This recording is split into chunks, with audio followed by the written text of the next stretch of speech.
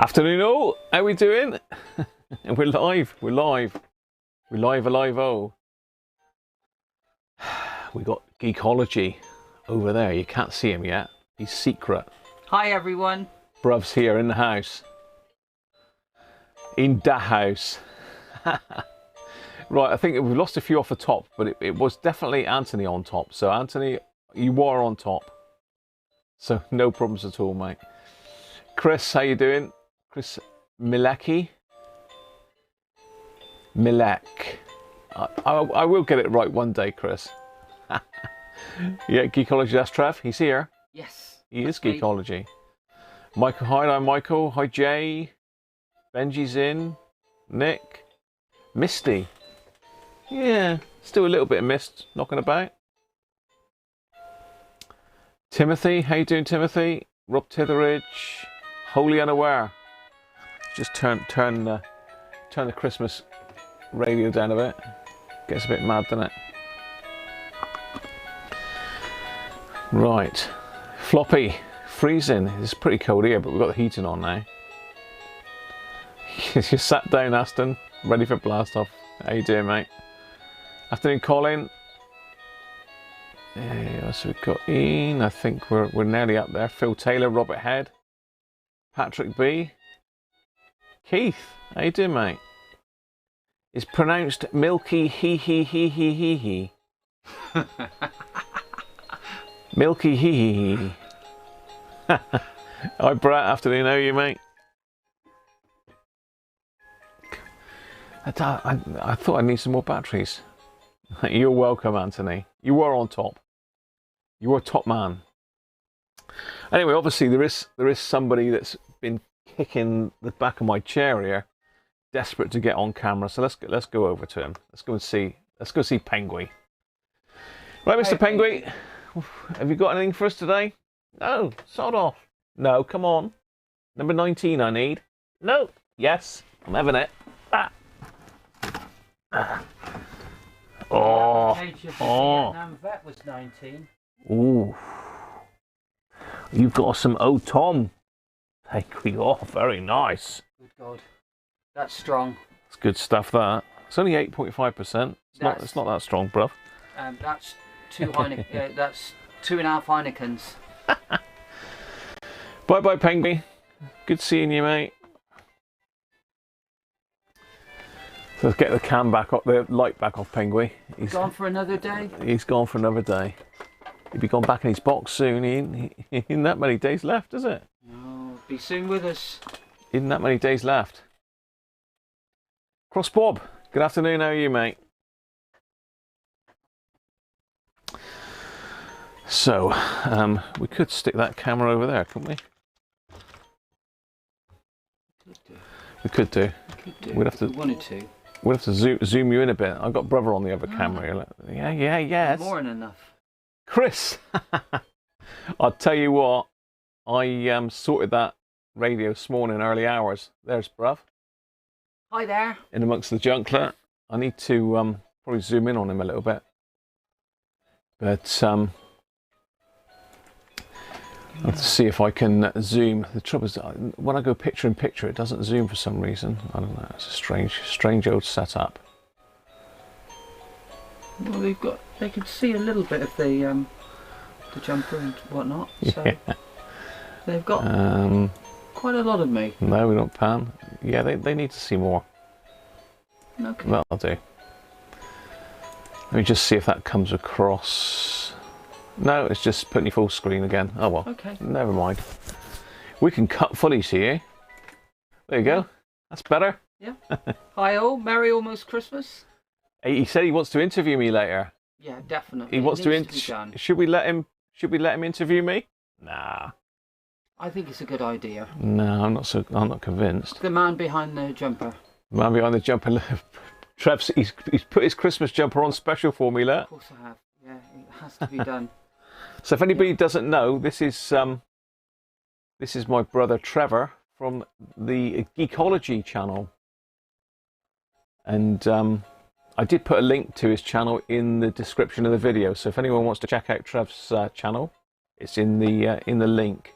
And I'm sure we can put a link up in a minute when I can get get myself around to sorting out all the buttons and all the things that's going on today, because it's always fun when we got a guest in to try and manipulate everything.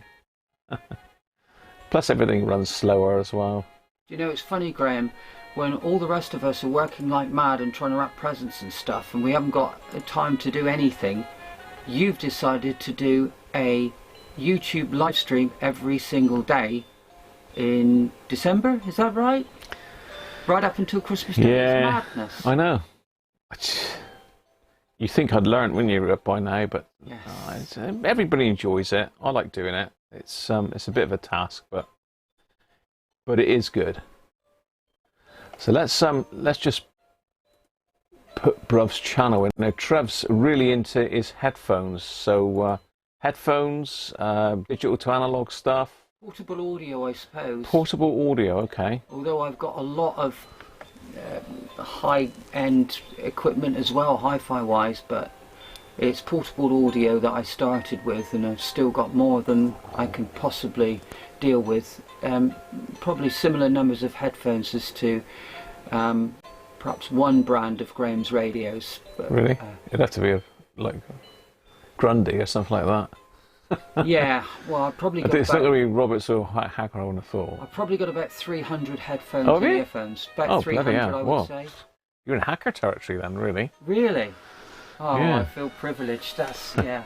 Well, Crossbob's grass is frozen, and it's foggy. Really? Sorry to hear that, Crossbob. And where is Crossbob? Afternoon, Rob Bond. Hi, Luigi. And Luigi's saying hello. You got the chat on there, haven't you? Yeah, we do, yes. I got you on camera anyway, look, so. I'm on camera now, huh? Yeah, yeah. Oh, that's cool. That's cool. Oh, I wish I hadn't done that. Yeah. I'm looking for a driver for Pioneer SE205 headphones. Yeah, we were talking about headphones and spares for them, and it seems to be, certainly with our main supplier of portable audio is Hi-Fi Man, and they seem to be a little bit reluctant with them, their spares. So how are you going to get a driver for a pair of SE205 headphones from Pioneer without just simply getting the driver and the whole unit and the two drivers inside it? I don't know, unless you buy a new one and strip it down. That's probably how you'll get it. I just don't know where these spares are. Like, for instance, Hi-Fi Man will supply you with headbands. What does the driver look like in it, though? That's the thing. Is it just like a very small speaker? Because you might be able to get that off AliExpress, yeah. Anthony, if you're lucky. Yeah. You might be able to. Absolutely. I mean, you hear there's a possibility. Clone that available on AliExpress. Especially expensive earphones are sold through AliExpress as clones. And they don't sound too similar from the real ones, but I'll tell you what I forgot. Are all closely kept secrets. What have you forgotten? I've forgotten. Let me just pop the other microphone on, and I can leave you with Trev, because I've forgotten glasses. What? Right. Is that audio working properly? You speak, Trev. Okay. How now, Brown Cow? Is that audio a bit weird? Turn the radio up. Is that FM? Hi, Chris. How you doing? What are you on about? So if I mute my mic now, you should still have audio. Can you hear me, everyone? We're having trouble with the streams now. Here we go. Right, I'm going to just leave you with Trevor a minute. I'm going to nip down and get glass. So you're on camera. I'm on the Pengu camera. Yeah, you're on I feel privileged. Camera. I feel very privileged to do that. You've got this lovely wire in your way, yeah, so let's just pop that over the other side. Okay, thank you, Bruv. That's a bit better, isn't it? So as Graham goes down to get his glasses, he's left me to keep you all company. You haven't got a be-all glass either.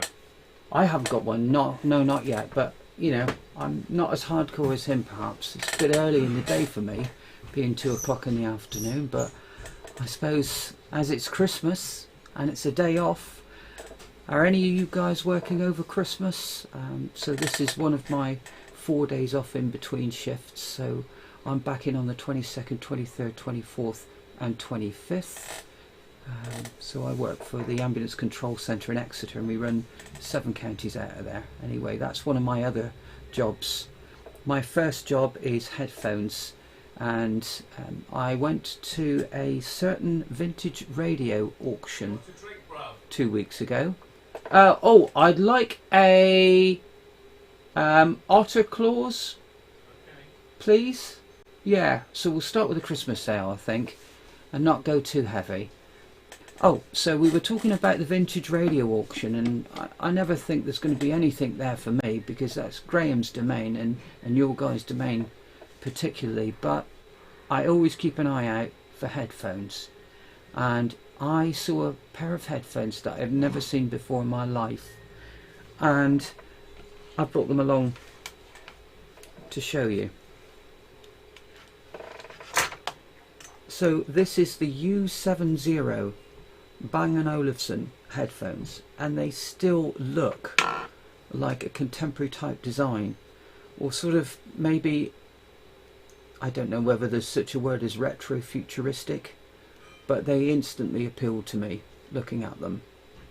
Now the thing about these is they were the very first headphones ever made by Bang & Olufsen, and they're very much this brushed aluminium sort of angular look. It's very much in vogue with what they were doing in the early 1970s, and 1973 was the year of manufacture.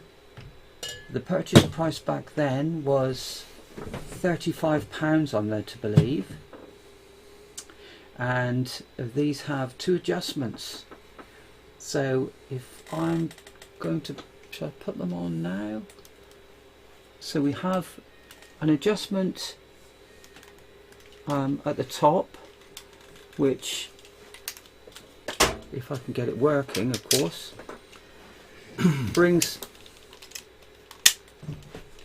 this first piece downwards. So if you've got a very small head like me, that is the minimum setting for both left and right. So if you've got a wonky head, you can have more on the left or more on the right, I suppose. So let's put them on, and these are on-ear headphones rather than over-ear headphones. So the difference between on-ear and over-ear is these don't completely close. These don't completely go over your ear. You see the hole is only just enough to go around, and so your ear fits around the outside of these. So a fuller cup, and your ears would fit inside the cup, and that would be called over ear. So these are on ears, which I normally find uncomfortable, but when I saw these I realised that because we've got 2 methods of adjustment, they're going to be absolutely lovely. Thank you very much. Merry Christmas. I'll just put that to one side. That is I'll put it up there. Otter claws. Otter claws, yes. Not Santa Claus, otter claws. Can you see it? Never tried that before, so I brought a bottle of that up here myself just to try it, just in case. Well, you ought to. Ought to, really. It's like the law, isn't it? Yeah, so that was bought from Waitrose in Exeter yesterday. Oh, right. We're not advertising that, are we? No, but then... Other supermarkets are available. Right, but I mean, we're advertising the fact it's otter claws as well, though. No, we're not worried about that. Okay. I'm only kidding. Okay. So I'll go get Tom open.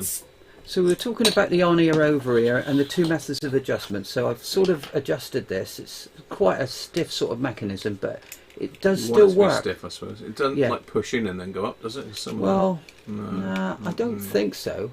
I mean, again, I've only really used it a couple of times. So you get that right, but then you've got this other adjustment called ear release, and so this pulls the driver casing, the driver shell, towards or away from your ear. So if you've got a long head but a thin head, for instance, it adjusts. A pinhead, really. I've got a pinhead, so I need it to almost maximum adjustment of all of it. So let's see if we can get it working here. So this sort of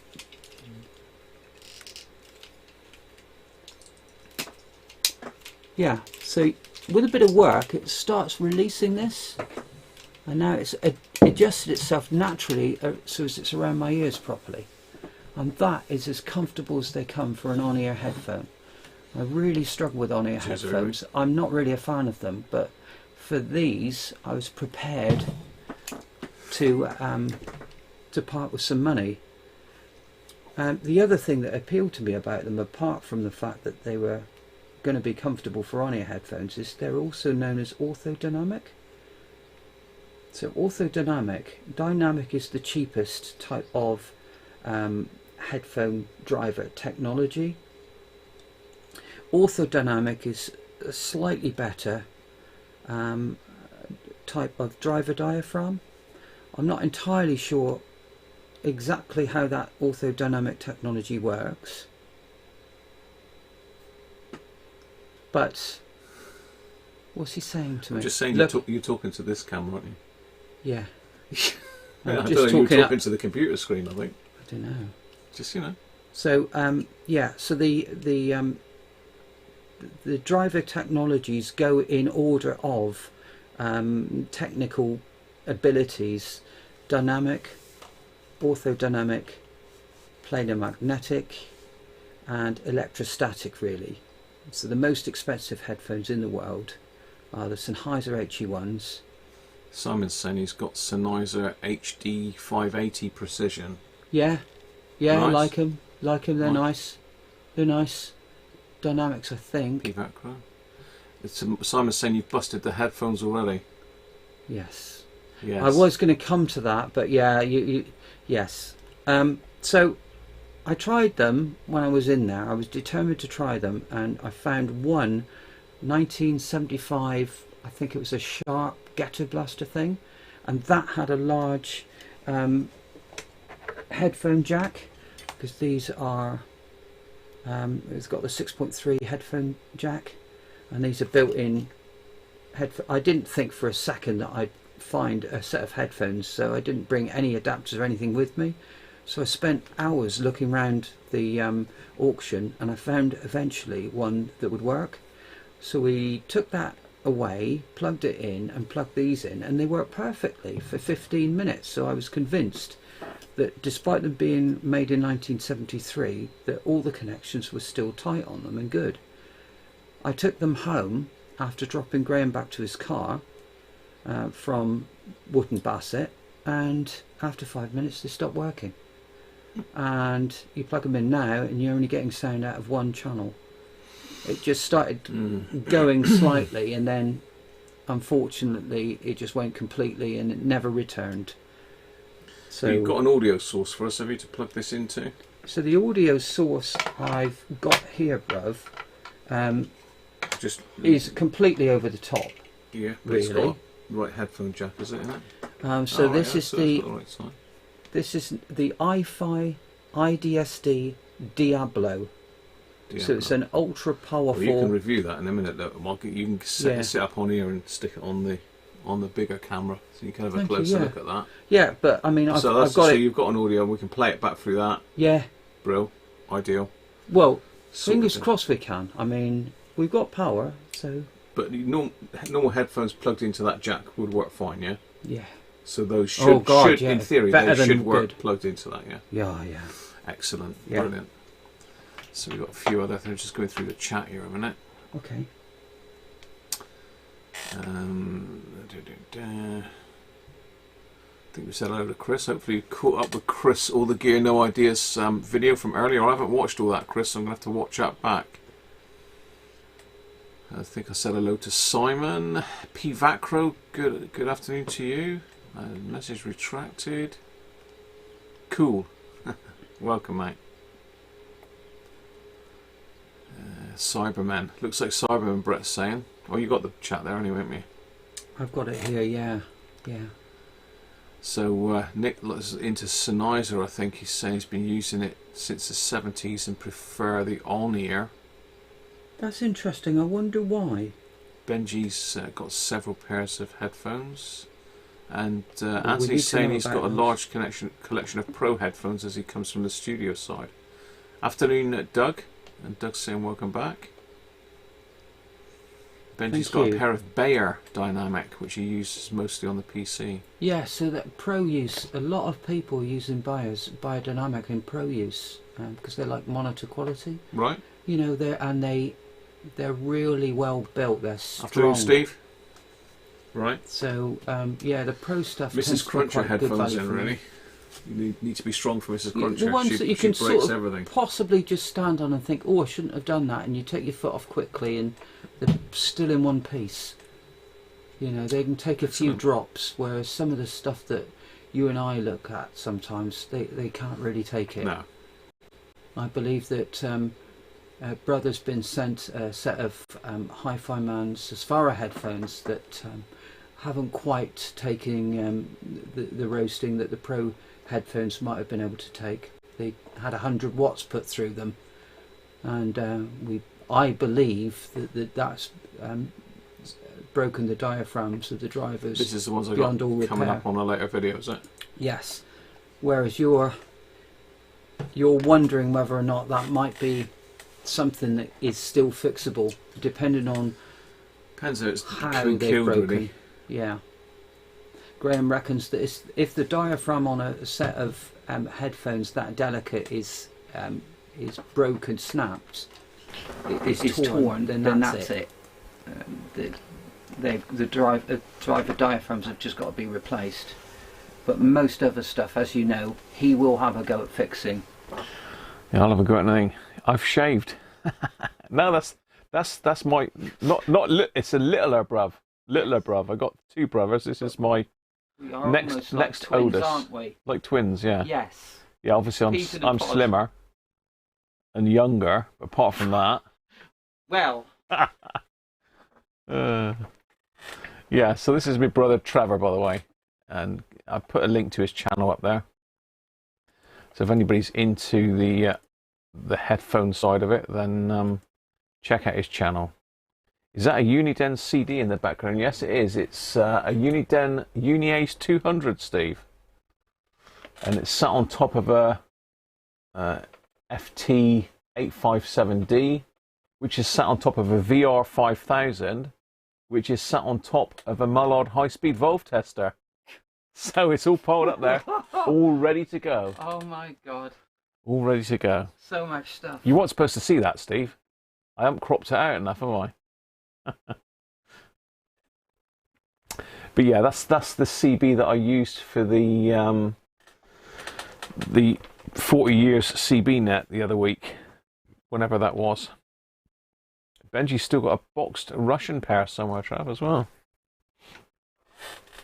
A boxed Russian pair of headphones. Yeah, and Cross Bob needs headphones for under his balaclava. Well, these thin ones would be perfect, wouldn't they? Perfect. Yeah. In fact, you could wear them over the balaclava. That would be quite trendy, I would have thought. Is it a full face balaclava? I wouldn't want these to be hidden away. You're right. Proper robber gear. Afternoon, David. How you doing? Russian headphones. There is a make of Russian headphones called Kineton. Right. They're absolutely incredible.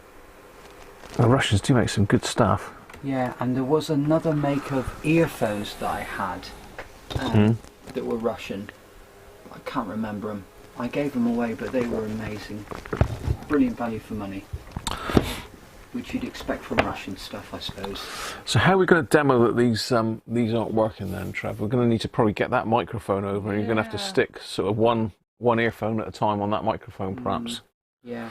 Just to demo that they're not working. Or am I working them, or am I going to demo them, or you? You can demo them. I'll demo them. You're the expert. I'm not an expert in them.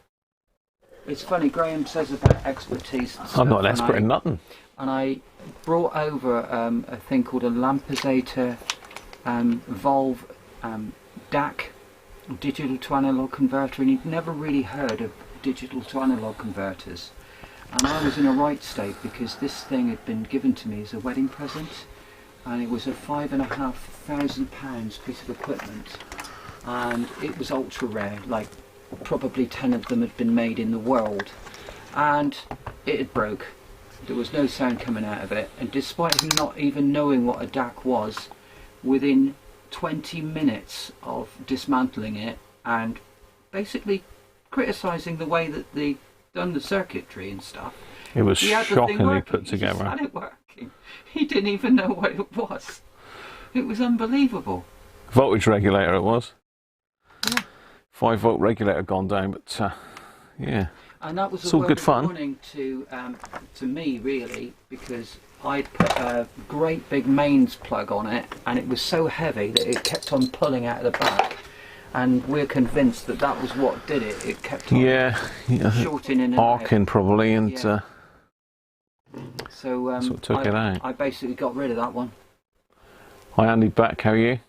Steve's got an 18 quid set from Maplin.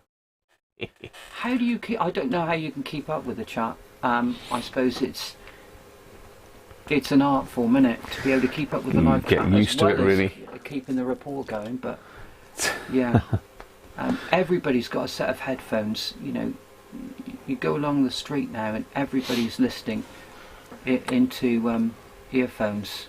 A lot of these Airpods are all the rage at the moment. The Apple Airpods. Do you own a pair of them yet? No, I haven't got an Apple phone here. Yeah, I'm not a great fan of Apple phones, but you're either an Apple phone enthusiast or you're an Android phone person. Right. And for portable audio, believe you me, if you want to listen to music through your phone as a source, then Android is the way to go. Saying that, Travis sat right by both my Apple iMacs. That. And I've got Yeah. in You've got an terms of Apple for video editing MacBook, and stuff haven't like you? that. And MacBook Pro. My MacBook Pro Retina, I've had it for 8 years and it's brilliant, absolutely amazing. But for portable audio and stuff, audio on the move, either a digital audio player all of itself, or to strap a portable DAC amp with an Android phone and you're away. You don't have to bother with camera connection kits and the like that you need with the iPhones. You know, they do work after a fashion, but sometimes they don't work and nobody can understand why. You plug them back in and you're away. What's your beer like, by the way? I like it. Nice. Have you tried it yet? I've got one here ready for a minute. Yeah, because Ready. that's only half a pint. That one. That's 8.5%. That one. It's not to be trifled with. Chris is saying he got his first COS Pro 4A by taking them from my dad who broke them. The wire came off, I soldiered it, and all was well. I'm hoping that's going to be the case here, to be fair. The starter headphone for all Headfi people, headfi.org is the top headphone forum on the planet. This gets 1.5 million hits a month. The starter headphone is the COS Porter Pro. That is the one. Everybody loves it. It's just got this classic sound. It's not very bassy, but it's got lots of detail. It's like £35. You cannot go wrong with it. So there you go, 35 quid headphones. The COS Porter Pro is just amazing. Lots of people tweak them as well. You know, you can fiddle around with the design of them, both inside and outside, and change the sound and the looks of them. But they will work on anything. Yeah. Right, are we going to have a look at these headphones then? Yeah. You better chuck them over this way. Let's get them. Let's see if we can get them on the bench. So that's them. What have I got to plug them into then? So we can see these. Let's just get them in a bit closer.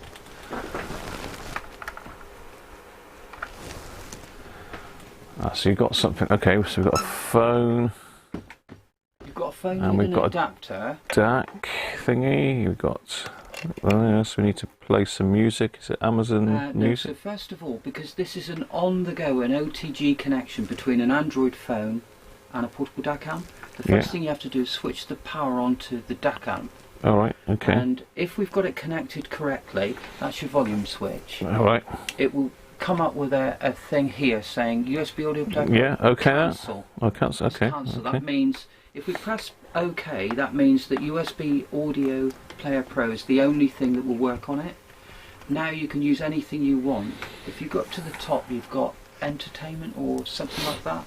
Yeah. Yeah. Press that, and you know you've got USB Audio Player Pro or YouTube, whatever.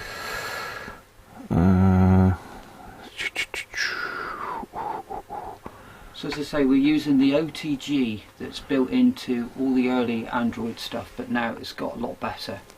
Right. Yeah. Let's pop Trev up in the corner there. Oh, that's me. Yeah. So. Oh, you can actually see the edge of this. This is a bit too. What am I trying to say? A bit too close, really. Let's try it over there. Okay. That's better. Right. You're in there now. Okay, lovely. You're in there. It's a bit of a wide shot before. Oh, right. Okay. Right. Morning, VP. How are you? Jean-Michel Jarre. Rats he's on one of my about. favourites. Cross Bob.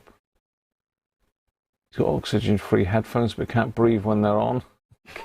Yeah, that sounds more like George than Cross Bob to me. Hey, I think Cross Bob is an alias for George. I think it definitely sounds like oxygen-free copper cables, isn't it? Stuff like that. Right.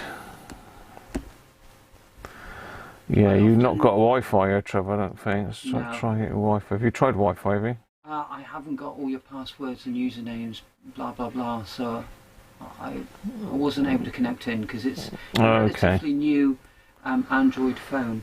Right. I wanted to get a 5G phone because I've got 5G where I live now.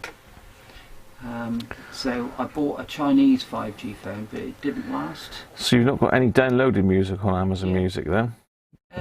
Library. Yeah, I think I've got a little bit. But I haven't really bothered. I'm just looking for a Mozart clarinet. Will that work? I would imagine so. Okay, it's working. It is. I can hear something. I can hear it, yes. Wouldn't it be lovely if I'd made a huge mistake and it's working perfectly through both channels? That would be fantastic, wouldn't it? But I suspect not. I can't tell you how disappointed I was to have picked up something So like the this. right one's not working, so if I put that to my mic, it's not very loud. Was that turned up loud? Where's your volume on this one? That one? You'll figure it out. Somewhere there. Remember, your volume control here is probably quite low. That's at full whack. Doesn't sound very loud. You've got several settings there, so you can put it on turbo, which... That's louder. Yeah. So this is one earphone. You should be able to hear that one. That's one. Let's go to the other one.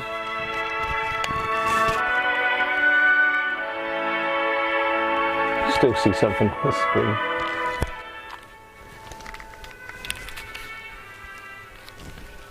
It's working in both now. Okay, listen. It's what I fixed it. It's done. Turn the turbo switch off.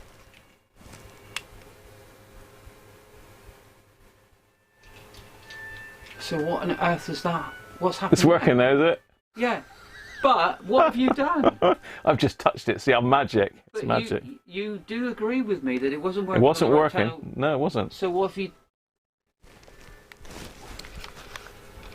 Well, ladies and gentlemen, I'm as perplexed as you are.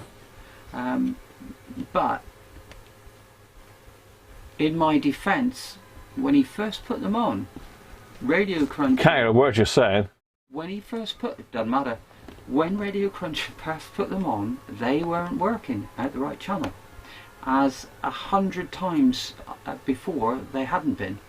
Now they're working, so you tell me. The thing is do we tear them apart now, or do we leave be? They were made in 1973, so they're 48 years old by my mathematics.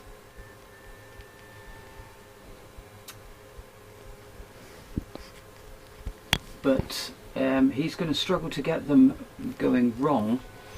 I think it was over here on the headphone jack that we had some issues. I can't hear what you're saying. I've got the headphones on. He's really enjoying those a load of rubbish. Oh. He's saying that the quality of the music is a load of rubbish, but not the quality of the sound, of course. Gents, because for 35 quid originally, that was the retail price, £35, albeit in 1973. When I put them on, I couldn't believe. I'm just rolling the lead through mouse just to see if I can get it to stop. Yes, it's really annoying, isn't it? That we almost want these to stop working properly now, because you're not going to be convinced that, that I'm cracking up now, and that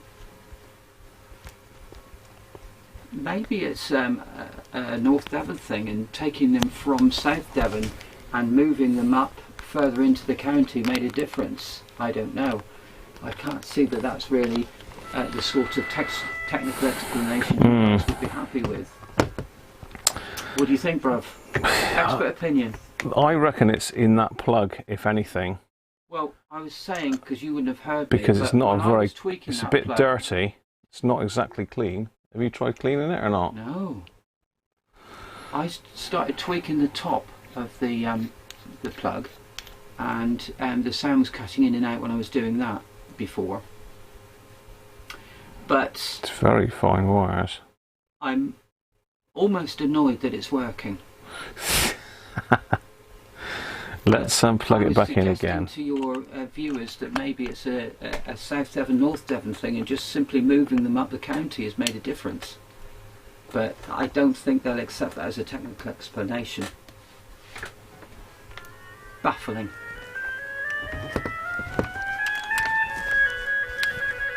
It's definitely working both ears at the moment. I'm just going to wiggle the wires with it actually out. He loves that music so much, he's going to try again. He wants to listen to some more, and he's pretending that he's, you know, trying to evaluate what the problem is or not. So let's get it up big on the camera. If I can. Oh, hang on. Let's cut off them, but that's because I touched the screen. So where are we? There we are. So there's the wires. So I'm just going to get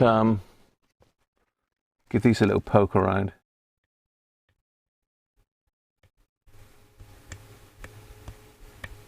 I did do that, but I couldn't get him to stop working.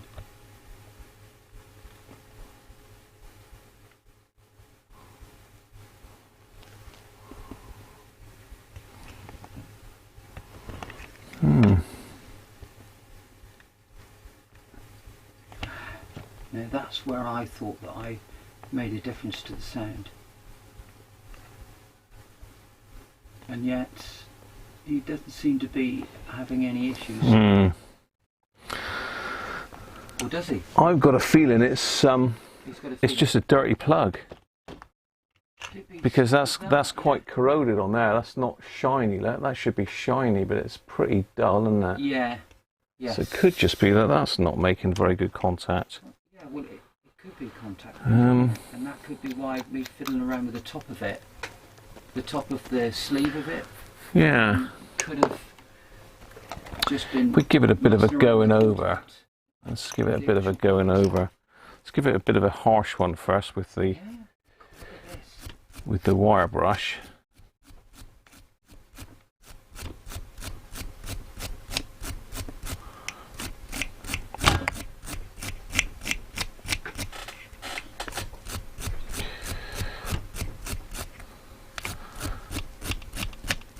So it doesn't seem to be a break in the wire, does it? No, and that's. Don't really. Something as simple as that. It could well be. What else have we got we can use on that? I don't really want to use anything too abrasive on it. Let's just put a bit of switch cleaner on a bit of blue roll. Blue roll. Can I? Blue roll. It's here. I have the blue roll. Let's put a bit of switch cleaner on it. That should, rather than WD-40. By the way, this is the first time I've shown this. My Geekology channel, sadly, is since I had the world's best headphones with me, the Hi-Fi Man Shangri-La. I've spent so much time, spare time wise, listening to that my channel itself has suffered. I've made some recordings of the Shangri-La, so I'll be able to put them up soon. And obviously I intended to do this because there are probably 3 or 4 reviews or looks at the U70 headphones on the whole of YouTube. They are extremely rare. So we got a bit of dirt coming off of that, even though I've just given it a going over with the wire. Amazing. Wire wool. Wire wool? That's what I need. Wire wool. I knew there was something I needed. A little bit of wire wool. So I'll get a bit of wire wool and we'll go over it with that. That's a lot finer. And I think it might just be that, Trev, not making proper contact. Yeah. Although I'm sure you tried pulling the plug in and out numerous times, but... I did all sorts of things, and it really got me down. It's like I've come all this way with a pair of headphones that nobody else I know owns, and I've never even seen before. I didn't even know existed. And, you know, a chance to sample a little bit of history. And, so go over it with a very fine. Within 10 minutes, never used them again. It might be, well I know it's authentic because it's original. It might be worth getting a decent, better quality plug and sticking on here, Trav. Yeah. Nickel silver or something like that. Yeah. Silver plated. Or gold plated. Absolutely, so desolder all those tiny contacts. Yeah. Just put a really decent headphone jack on. I mean, I'm presuming the audio cable isn't very good either. I wouldn't have thought that was particularly good quality. Yeah, you're not going to really do anything of that without wrecking the look of the headphones. This is a problem if you want to keep them as sort of a retro headphone. Then we don't want to modernise them in any way, do we? We just don't want to do that because you know the fact that they look so quirky is what drew me to them in the first place. And all I was really interested in from there, to be honest, is, you know, one buys with the eye a lot, and all I wanted to do from there. So really, that's a lot shinier. Oh, good God! Look at that. That's more like it, isn't it? That's as shiny as a Christmas bauble. Bauble, not buble. Bauble. Well, we've had some buble already. Yeah. So yeah, the story with the radio that I rebuilt the last couple days, that is absolutely amazing. I put it back together in the early hours of the morning today, and we've had it on playing all day, streaming through the Doozle. And it sounded great. It sounded absolutely it sounds beautiful. fantastic. So I will I'll be sticking a video out on Patreon on that pretty soon. And then what I might do is record a little video and put out of it working with something on it. So watch this space. Right, let's just do this one more time then. Let's see if that's reliable. Just wait for that to come out. Cancel that. Push that. Already an expert on OTG. Oh, can't learn it. Oh yes, his favourite music is now on. Oh no. There you go, bruv. Give that a try. See if you can make that not work. I'm quietly confident you've already fixed it just by it coming here. Have you got it all? Yeah. It's a bit of a handful, that, isn't it? There we go. That's it for today, then, people. And we'll catch you again tomorrow. No, I'm only kidding. I don't know. I'm on the wrong camera. Let's cube that one in there. There we go. Look, so many screens going on here today.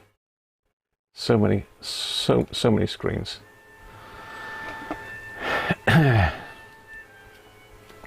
Right, let's catch up with the me stream. I'm going to have to change into a t-shirt. I'm getting too hot in this jumper now. Afternoon, Rob. How are you? Rob Cross. Can't stay long. You've got singing. You have singing for Christmas tonight. And you need to get sorted. We need to get your voice ready, Rob. Do you? Do a few voice coaching sessions. Maru, how you doing, mate? Maru Ganesh. Magic hands, could be. He's going to try and make it not work now. He's doing his best. Is it good? Yeah, it's like you love Mozart, don't you? I mean, this is all you've got running at the moment. Yeah. I only put Mozart on because it's probably royalty free. That was the thing. Ah, of course. Jeff Smith, how you doing, mate? Telluric currents, ley lines. He could be on a ley line here. I mean, he put it on his head and it started working. I mean, it didn't work to start with, did it? I had it on my head to start with. 5 seconds on your head, and True. it's like, no, I'm scared of this man. I don't want him dismantling me. Afternoon, Victor. How you doing? Afternoon, Les. Mac Vision. Great to see your younger brother on with you. Yeah, I know. Afternoon, Ralph. Gold plate isn't much on those types of jacks. It soon wears off as on all the plugs you have. Paul C. Nice to see you with your brother. Yeah, cheers, Paul. And he's forced me to have beer. Well, Penguin did. I forced him to have some beer.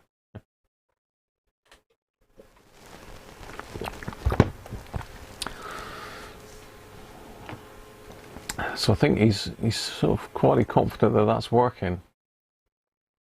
It's perfect. I reckon it's just a dodgy plug. But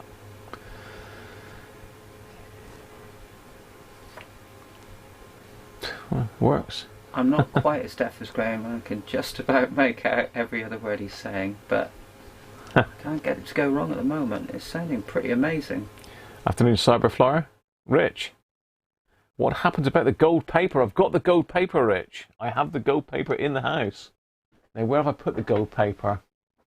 Where is the gold paper? Is that in there? Yes. There is the gold paper, Rich. It's here. I just haven't had time to do it, mate. So have the gold paper, have the gold. I've just got to take a bit of time to sort out the Photoshop so as I can get rid of the colours that I don't want and just keep mainly the red and black. So yes, we have the gold. The gold is here, Rich, and welcome, mate, by the way. Yeah, it's funny because when you insert, you should never do this really, but when you insert a headphone into a jack, and obviously you've got it goes first of all through that one there, and so you're getting the sound through channel 1, and then it goes through that one and you're getting the sound through channel 2. So if arguably all the mess was around channel 2, then that's probably why we're getting the left channel and not the right. But you're touching it again now, look. You're getting all... Oh God, what have we done? And I did this with the Shangri-La when I was putting the valves into the Shangri-La headphone amplifier. I mean, it's just... I did that, and apparently I'd contaminated it, and they're like, what have you done? This is sacrilege. You don't handle this with... Where are your white gloves? I didn't have any white gloves on me at the time. I've been drinking we all keep white gloves on us, don't we? And my mate Mark, who's the distributor for Hi-Fi Man, who supplied it with me, I mean, he never mentioned anything about using gloves, so away we went. and all was good as far as I was concerned, until I read some sort of backlash about it, which was well deserved really. But I have got a pair of white gloves somewhere for when I was doing some valve swapping with some other valve equipment I've had in the past. White gloves for valves, people. Whatever next? Yeah. I suppose if you get a fingerprint on it and it gets really red, really hot, the fingerprint could burn onto it in theory, I suppose, and make it not look as pretty, but I don't think it's going to affect the performance of it, is it? Well, I was told that in time it would degrade the lifespan of the valve, is what I was told by, I think it was my mate Tom over in Poland. These people here will tell you. These people here will tell you if it's going to degrade the lifetime of valves by touching them. Anybody ever heard that theory before then, that you can degrade the valve by touching the outer glass? I mean, you're the experts. They're not commenting on that, Trav. They don't want to be led on that. I'd say that's a load of poppycock, but you know. Fantastic! Thank goodness for that. because you know I've got this extremely posh headphone amplifier. Oh, apparently you need bow tie as well when you're handling valves. I could arrange that definitely. Valves, none of these valves. Valves are Devon valves. And unfortunately, also I called it a tube, so I put my hand up to that. I'm sorry, but you know, a lot of this stuff is American, Chinese, and you know they call them tubes or tubes. If you're English tubes, and you're tubes, you'd be saying tubes in America. Yeah. So it's a tube amp. Chris has heard about degrading it. Only things like halogen bulbs, Timothy thought. Oh. Paul C is saying that's true. You wrecked a few in your time. What, snooker cues or halogen bulbs or valves? I'm getting confused now. What are we talking? Oh no! I can't see how you'd wreck. I can see if you left a sweat on a residue off your fingers on it that it would burn in over time, and I suppose it could cause a hot spot on the glass, maybe, but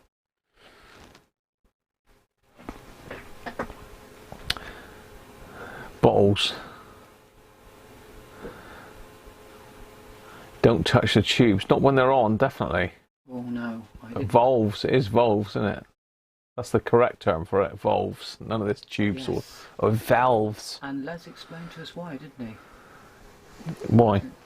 I can't remember. It's something about it's the technology of the valve is like tap on and off with the power input output. Yeah. Never get fingers on a halogen tube. Yeah, I suppose we were always told that you weren't to put your fingers on halogen bulbs for cars. I think it used to be, didn't it? You weren't supposed to touch your car light bulbs.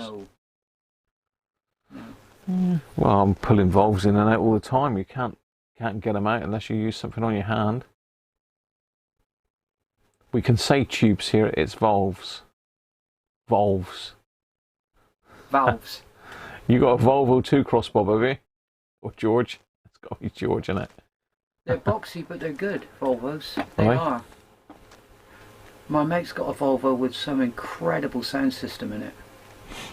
I never heard. Well, they made some of them are really smart. When people think of a Volvo, they think of the old thing that was built like a tank back in the 90s. You could live massive, out great of thing, big estate things. 740 DLs, I think they were called. Massive thing. You could live out of one of them, and you know when you died, I mean they could put you in a box and leave you in there. Yeah, to be honest, it's a bit of a monster car, wasn't it? You could crash it into anything and it wouldn't get scratched. Not that I'd do that. Not that I'd do that. Oh gosh. Yeah, no, you could crash it into anything and it wouldn't even get a scratch, would it? No. They were built like tanks. But, a few of them are still on the road now, but I don't know how many. They weren't the greatest for fuel consumption, if I remember rightly. No, they weren't brilliant.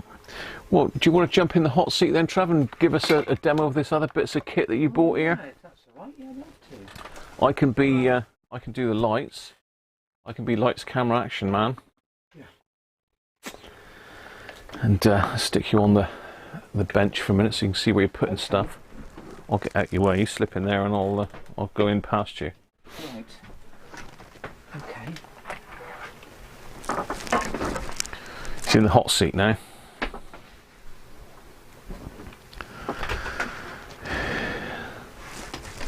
Well, hi all you experts. Oh, round two. I didn't think that I'd be in the hot seat today. The reason being is I thought that I'd finally found something that would fox Graham completely and he wouldn't be able to fix it, and I therefore assumed that there was no much point in me bringing very much, because I think that it would be beyond him. You know, a pair of headphones from 1973 that had stopped working and I couldn't fathom out why, and he's got them working within 5 seconds. So we're going to show you what I've brought. And I'm a bit big, aren't I? What do you mean? I've got a bigger head than you, Trev, obviously, because I can't even fit in the frame. I'm quite renowned for my pinhead, and I think that works well for headphones. It's better to have a small head than a big head for headphones, because as long as you get the settings as low as they can possibly go, You carry on, don't worry about me. Good. You're on. You're normally pretty good. So you've got the overhead camera as well if you want to show anything in close-up. But The U70 headphones are back with me. yeah, don't forget your bench is your main cam now, Trav. Oh, sorry. Oh, yes. Yeah, the U70 headphones. They're back with me and they're back to their best. Well, I say they're back to the best. They're going to take a lot of polishing and restoring. I don't even know how I'm going to begin to get some of these marks out and scratches out here. But I mean, obviously we all want them to look as if they've come straight out of the showroom. I know Simon was telling me once that to get some scratches out of that type of stuff, you can use an eraser, like a pencil eraser. As long as you go with the way that you... Yeah, that's Mr. Simon Spires. Pencil eraser? Allegedly. That's incredible. Yeah, worth trying. And obviously we've got these... there's a lot of contamination around the writings, and where I've done some work on them, I've obviously steered well clear of the writing. So you managed to get some of it off, have you? Yeah, I mean, believe it or not. See, I've got some stuff up there that might get some of it off without taking the writing off, and that's that Goo Gone. So you could probably try giving it a wipe over with that. It's supposed to be surface safe. Right. So you could try a bit of Goo Gone before you go. Goo Gone. Is that anything to do with that bottle there, that thing you had? right in the corner. Oh, yeah. That one there. Pull that one out. This one. Pull them up and out. Yeah, have a look at that. Look at that.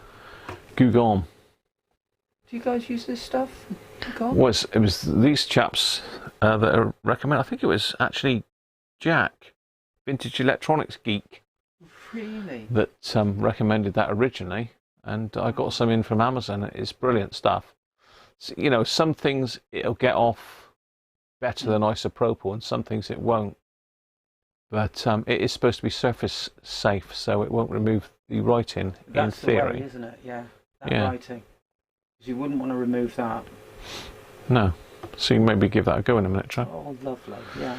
And the other thing we had, if we look at these pads, they look lovely and shiny. Because I'm a bit. I mean, my camera's in the way. Yeah. And you think, gosh, that they've kept their, they're remarkably clean, but they're not actually. These were covered with like a suede leather, pleather sort of brown, and when you put them over your ear, you can feel the fabric, and it was always intended to have that sort of leather feel to give you a bit more comfort. You can see that there's sort of a mock leather. If you stick it under the overhead camera, Trev, I'll show them the overhead camera. So the overhead camera being that white thing there. Oh, great! Oh, good. Yeah. Yeah. Yeah. So you have to hold them down on the bench so as it focus. Oh, right. Okay. Just move them around a bit so you get them in frame. Oh, yeah. I see. Yeah. So we can see the white surface. It's sort of a bit contaminated. A bit too close, is it? Let me just zoom you out a little bit because you're a bit too close, Trev. Okay. I've got you right in. There you go. That's a bit better. Yeah, so you get an idea as to the. I don't get there. Just yeah. So you've got this surface here, and this is a sort of a leather, and then there was this really sort of a chocolate brown leather covering over this fabric material. There's still some sort of sponginess to it. And they are relatively comfortable, but I think they'd be even more comfortable and have a nicer feel if I could get back that leather covering. So ideally, to restore them to how they looked when they were sold in 1973 would be to try and find some means of either covering this sort of cloth surface or replacing this pad completely with a pad that would have to be pretty much homemade, but would look pretty much the same as what it would have looked back in 1973. Apparently I'm told by researching some of the other YouTubers that it doesn't alter the sound quality in any way by changing the earpads. And some people swear by, you know, changing the earpads changes the sound, but it depends whether you're talking over ear or on ear and how deep the earpads are. For on ear, pads are not really so much of a problem for the sound quality. Got a couple of questions in here, Trav, a minute. Oh, fantastic. We've got Andrew Pitt saying good afternoon. Afternoon, Andrew. Saying any recommendations for headphones in the €100 range? €100 range. Full-size headphones. Do you remember me saying about the COS Porta Pro? That would be our starter. How do you spell that? So COS? K for kilo. Yeah. O-double-S. COS. COS, right, okay. Yeah. Porta Pro, as in Pro Audio. Porta. Porta, as in portable. So it's short Right. for portable. P-O-R-T-A. Pro. A Pro, yeah. COS So Porta Pro. There you go. the great thing about the COS Porta Pro is they will work on anything. You can drop them, and they are studio monitor quality. So a lot of the cheaper studios and musicians will have COS Porta Pro equipment to, you know, listen back to their recordings and stuff on, and you know, you can even plug them into a pair of a smartphone, or you know, a smaller type of hi-fi, and Shove yourself up a bit, Trav. beautifully. Up that way a little bit. You can see the chat then. Oh yeah. all of my goo is gone, Bretsky said. Oh, I'm sorry to hear that. Well, Graham hasn't got that much left either, so I feel a bit bad about using it. No, you're fine. It's only So the €100 range, the COS Porta Pros shouldn't set you back €100. And are you a tweaker, Andrew? I don't know, but if you are, you'll find that for a what? A tweaker? yeah, so somebody that modifies, you can modify Right. COS Porta Pros. People have just gone absolutely crazy with them, and they then become, you know, way beyond their value anyway. You can buy replacement B&O.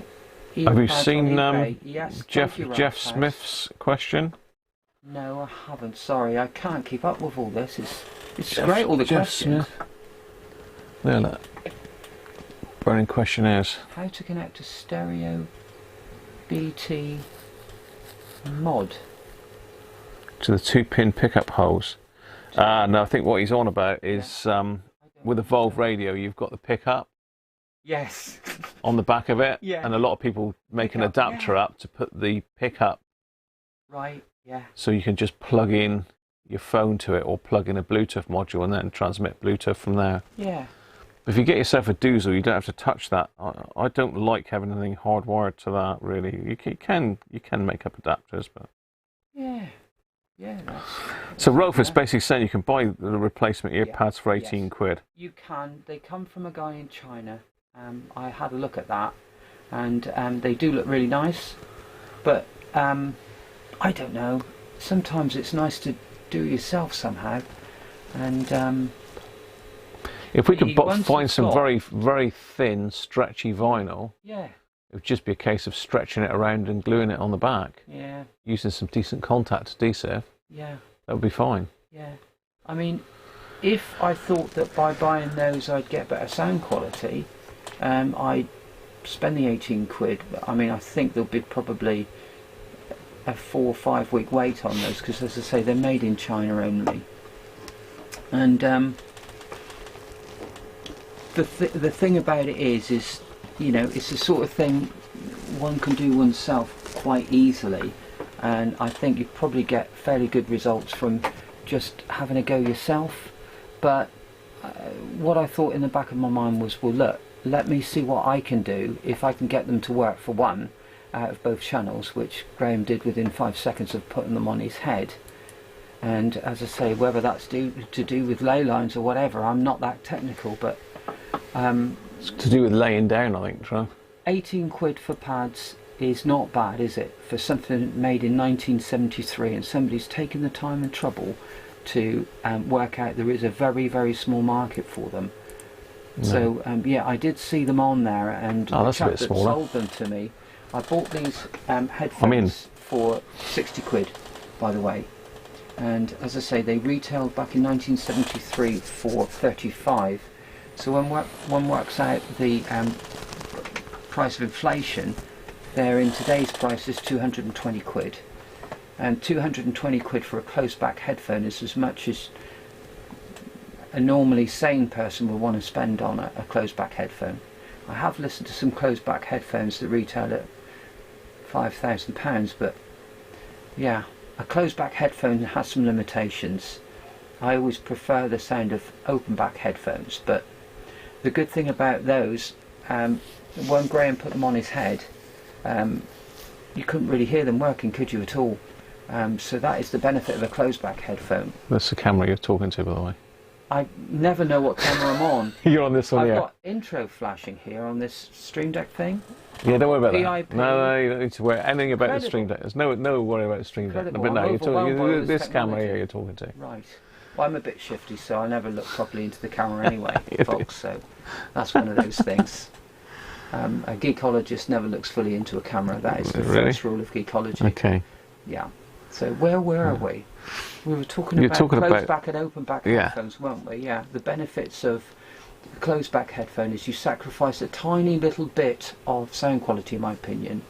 So the way in which the bass works is it reverberates against the back of the speaker shell, and when it's an open back headphone, then that is not using that, so it's moving about in open space. So an open back tends to just sound a bit more airier and a bit more detailed, and some of the It's all upper fixed. end It's all fixed, detail- Dom. Yeah, incredible. All fixed. So carry on, Didn't Trev. go I'll just chipping in. yeah, so closed back has some limitations, but when I put those Doing on, George. I mean, they've got a lot of the good qualities of an open back headphone, but you've got that isolation. So I don't know. I think they're pretty well isolated, and I think on ear is probably a better type of isolation than over ear. I have a vague. Oh, so Ralph's house. Thank you for that advice about the eBay, Ralph, because I'm sure a lot of people that have picked up something like this would never believe that somebody would be selling spares of any description for something made in 1973 that I'd never even seen as a headphone enthusiast. Ralph says, I have a vague recollection some early COS headphones were good.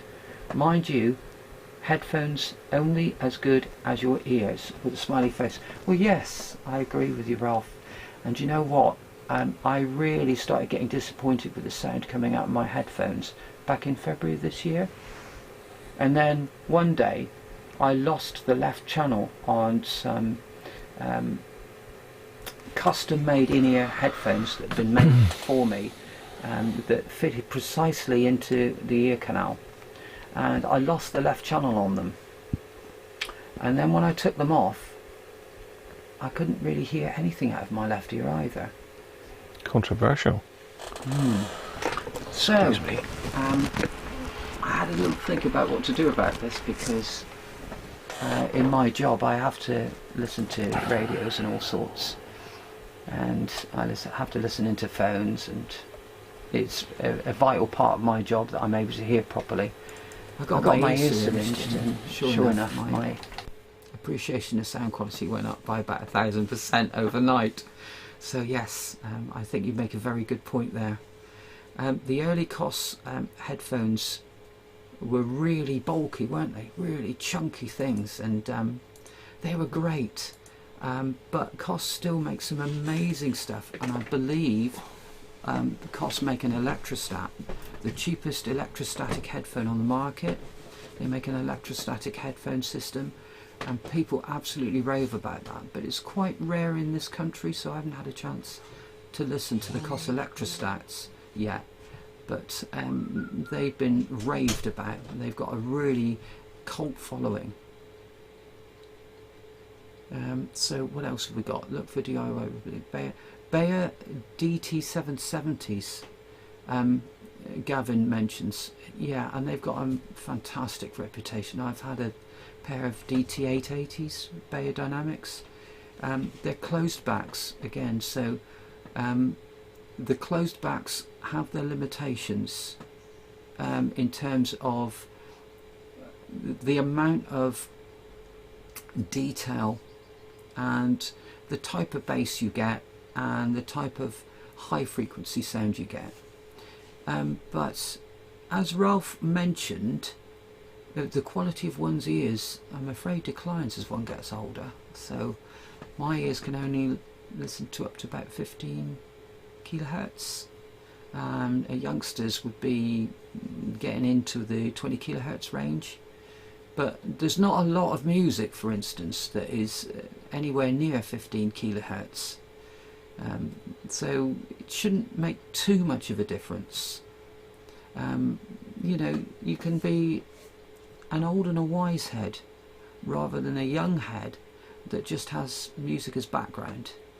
So I think sometimes sound quality can be wasted on the youngsters, who a lot of them are spending their time going round listening through these new Airpods, which have got a reasonable sound quality, I'm led to believe, but they're not in the same league as the sort of stuff that I'm listening to.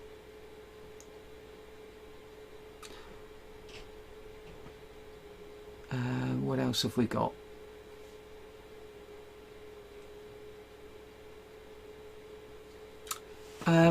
While I'm here, let's show you the thing that these were being plugged into.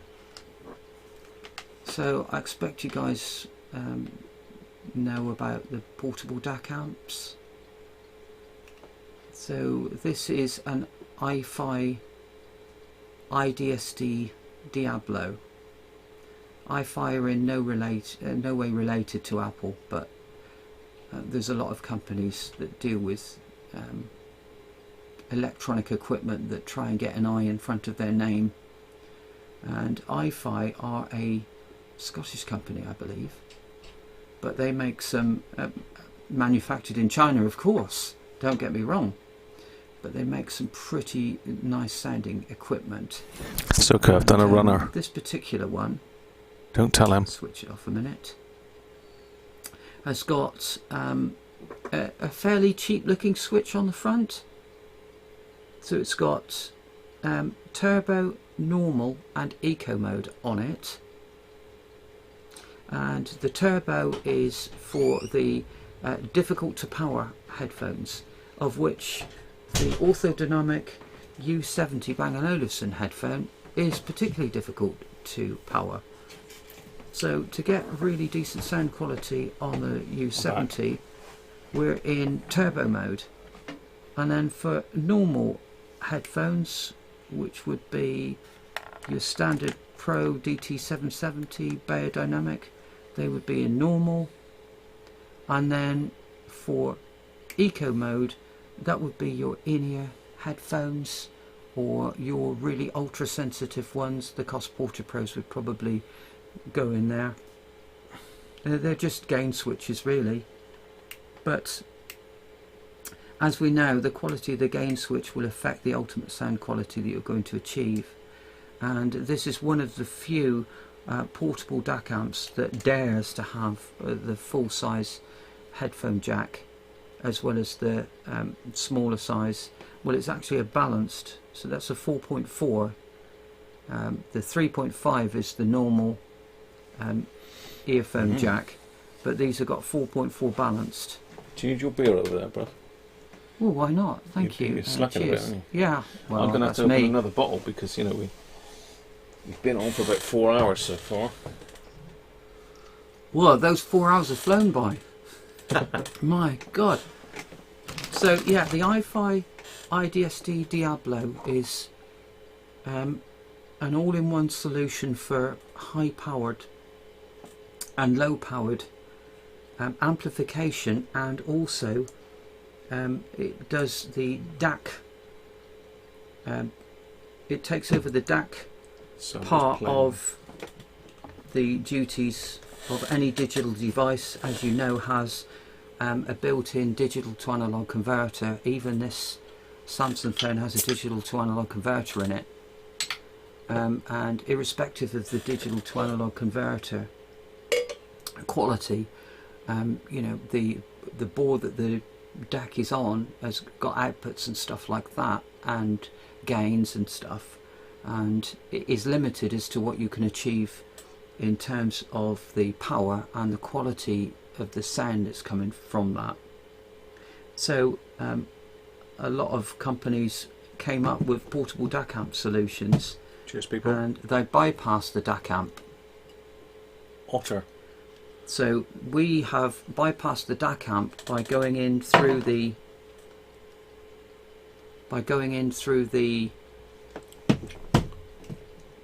charging port, USB-C charging port of the Android. Just plug it in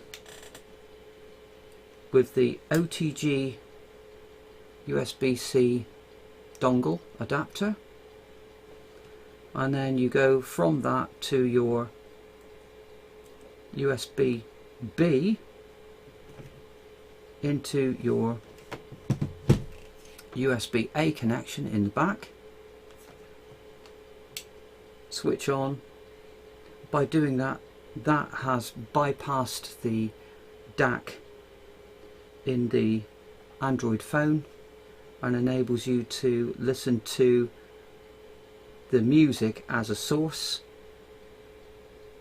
digitally, and then only the music signal is fed into here, into the DAC in here. The digital to analog converter then converts that series of zeros and ones into an analog output, and the quality of the DAC in this, and more importantly the outputs stage of the headphone amplifier, is far better than the headphone jack that's supplied on the Samsung phone, which is this something is great. That's available, Trav, at the moment or not?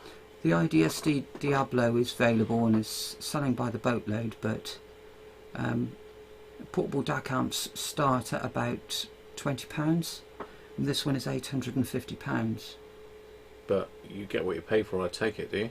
Yes. So the sound quality of this thing is amazing, and this will power the Hi-Fi Man Sasfaras that Graham's got in turbo mode with batteries, and I don't really know of many products at all on the market that are capable of doing that to any quality. But this will make a pair of £6,000 really hard to drive headphones really sound amazing, you know, and you can hold it in the palm of your hand. And it's got a 5 or 6 hour battery life. It's a well made bit of kit. It is a well made bit of kit, and it's got, as I say, got a couple 18650s in it. It's got a couple lithium ions in it, I expect. Was it 5? It's got to be 5.5, 5 volts in it for USB charging, I expect. Yes, so it will take a separate USB charger. Which camera are we looking at the moment, Graham? That one. You're on the main screen here, look. Oh, right, okay.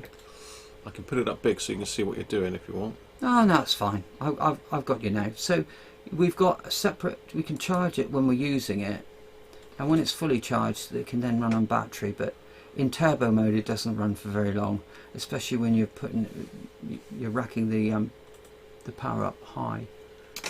You've got a couple comments there. Sorry. Oh yeah. You got Les's. Make some. Go back Oh, up. right. George is in. Afternoon, George. Wetter and foggier. Oh, hiya, Les. Yeah, it was amazing. But wasn't it funny? We listened to some other stuff, didn't we? We listened to the same stuff with other headphones at the same time with other sources, and they weren't that far off, were they? They were pretty special. No. Some of the other headphones. No, they're very good. There was just that something extra in terms of what was coming out of the Shangri-La. So we Les, Graham and I went to my house and we listened to this £18,000 headphones called the Hi-Fi Man Shangri-La through the Hi-Fi Man Shangri-La Junior headphone amp, which was the Valve headphone amp. Valve. Yes. Valve. And Can be Valves. so we had the Shangri-La Junior headphones there. We had the Shangri-La Senior headphones Sleep. there. Nice. We got It was amazing. Mac Vision is saying, did he say £6,000 for a set of headphones? No, that's cheap. How much were the ones that we were listening to, Trav? They were £18,000. £18,000, Mac. The Shangri-La headphone Mental. system, the Shangri-La headphone system is what people would normally buy. The Shangri-La headphone system has got 8 valves in the headphone amp, and that's then attached to the Shangri-La Senior headphones. Now the system is what, I don't know of anybody that's ever bought the Shangri-La Senior separate from the Shangri-La Senior headphone amp. The two of them together are £50,000. And Sennheiser made the HE1 headphone Valves. system, and that is again £50,000. Yeah. I've listened to both for several hours, and the Shangri-La Senior is the better one if you've got £50,000 to spare. But you know, if you're going to spend £18,000 on a headphone, you might as well get the Valve amp for another 32, surely. But I haven't got that one at the moment. I've just got the £18,000 headphones. The £6,000 headphones that you've mentioned are the ones that Graham will show you shortly, at some point anyway, in his streams, where Yeah.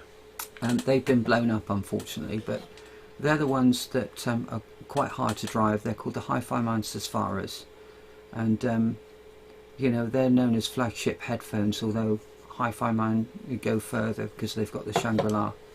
I can And go that and get is them a minute. another- We can you can show them, Trav. Yeah, definitely. But we're not going to be taking them apart or anything today because I was going to. No, there's not enough time in the world, is there? There's for all this? not enough time. It's just that it's quite a valuable piece of kit, and it's something that I'm really going to need to concentrate on. Yeah, And I Yeah. don't really want to be pulling them apart live, really. So I will do a video on them.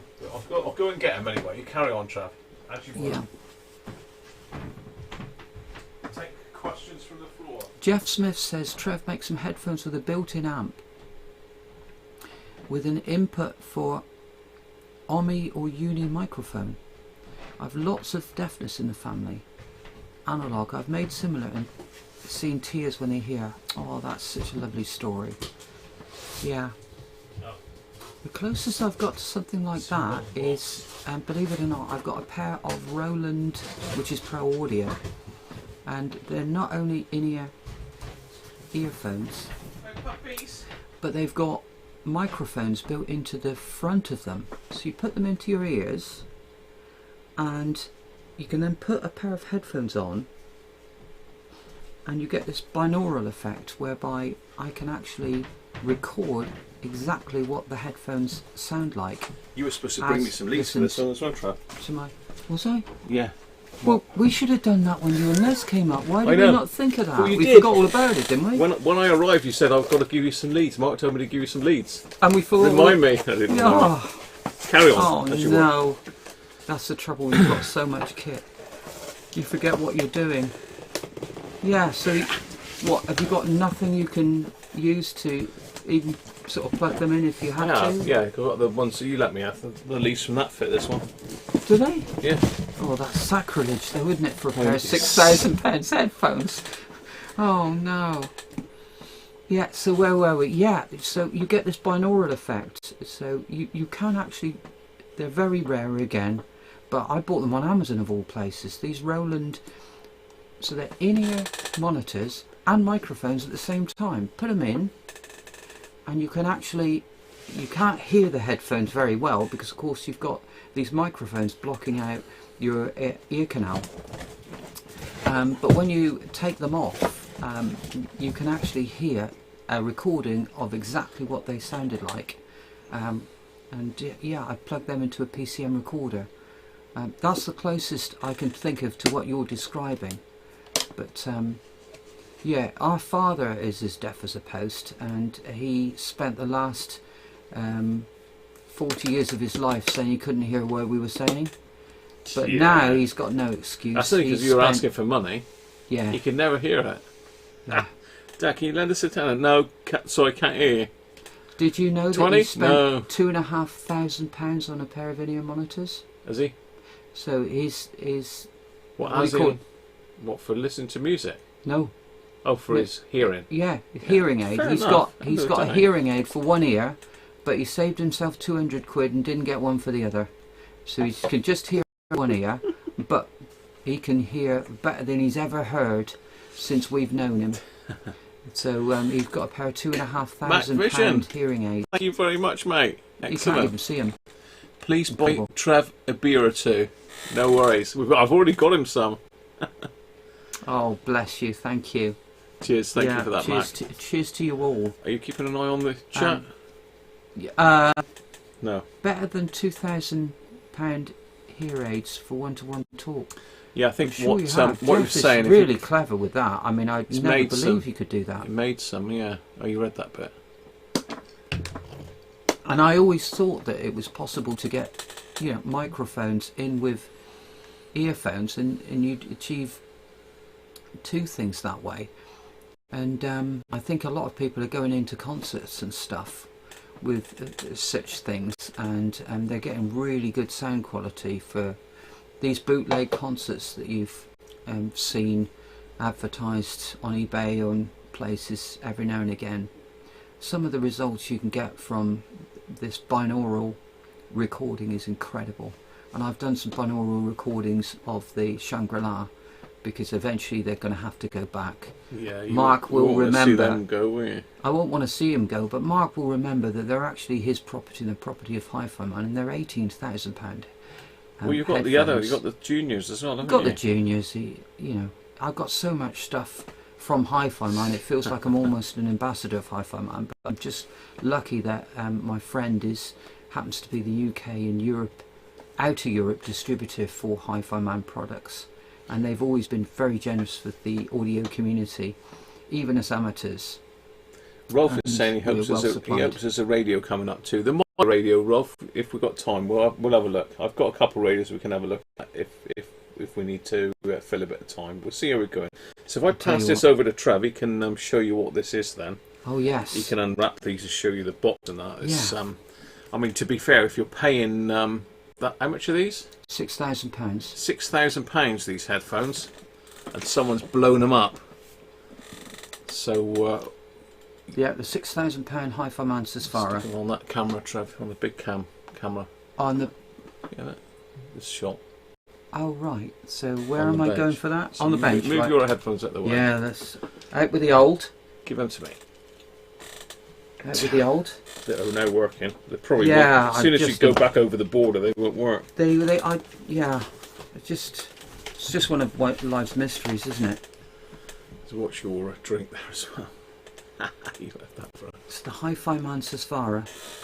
They're planar magnetic headphones. You need to explain what this planar thing is then, because that Yeah. confused me. I had to look this up because I always thought headphones just had a speaker, a miniature speaker with a voice coil on it, like we would assume a speaker is. But these planar things are totally different things. So I'll let you explain, Trav. All the manufacturers are just trying to fit as much tech and as high a sound quality into as small a package as they possibly can. And you've got dynamics, and there's some amazing dynamic headphones out there. But then somebody decided that, well, what if they changed that traditional sort of big magnet paper cone design and stretch the diaphragm across a larger area and push smaller magnets at it. And so this technology called planar magnetic was born. So planar magnetic is a higher stretched material that is moving faster and more of it. So you can move the whole surface area of a planar magnetic diaphragm at the same time, and it's much faster movement in and out than a paper cone. So that's the technology of a planar magnetic. And what's the diaphragm made of then? Do we know, or is it top secret? The Is it Hi-Fi Man mylar people or don't tell you what mylar or something like that. Or? Yeah, I think it is mylar rather than Kevlar, but Right. it's some incredibly strong material. It's really Now, strong and ultra thin, isn't it? Fang is the guy that is Hi-Fi Man. He's Mr. Hi-Fi Man, and Fang did a master's in I think it was nanotechnology, and he made this main membrane, and you can see a video of it on YouTube, and he puts it up in the air, and this is the membrane for the Sasfaras, and it takes probably a good 10 seconds to float its way down to the floor. It's that thin, and they've now made that membrane even thinner. And not only that, he uses something called stealth magnets, and the stealth magnets are smaller, much smaller magnets that allow the speaker material to move without the normal frequency resonances and problems, vibrations that you get with the normal push-pull design of a standard dynamic. And then you've got, beyond planar magnetic, you've got this electrostatic thing. Excuse me. Now, an electrostatic technology is just using voltage to move it rather than magnets at all. So an electrostatic headphone, like the Shangri-La, the most expensive headphone on the planet, the electrostatic is very similar to how a shopping bag is made. So it's used using voltage, and that voltage sort of like glues the plastic together and makes it incredibly strong from very, very thin layers. And so electrostatic is a very thin diaphragm that doesn't really have magnetism. It uses voltage to drive it. So all of the surface area moves with much greater frequency and all at the same time. So let's open this as far as up and show you what they look like. If I can get there.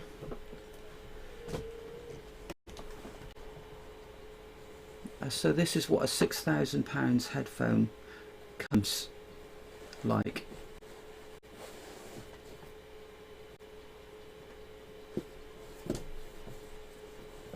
So hopefully you can see that properly. And through the grill you can see sort of like a gold wafer design, and the stealth magnets are inside that. Some lovely thick cups. I've got to get used to his cameras, I do apologise people. Some lovely thick cups, very flexible as you can see, they sort of go right in on themselves and round again.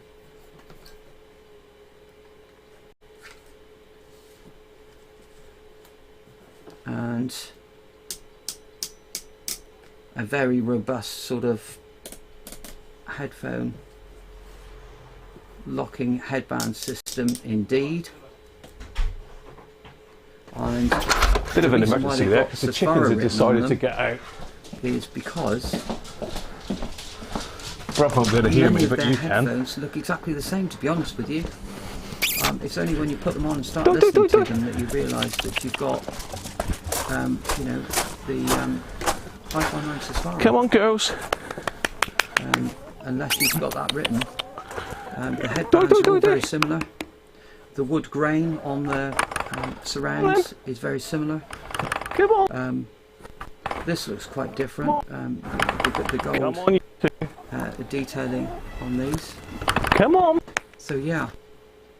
Oh yeah, and Come they're on. over the ear, so they are Come very, on, very do, thick do, do. pads. Very, very comfortable. Come on. As you would expect for a £6,000 pair of headphones. Come on. Yeah. They completely cover my ears. Quickly.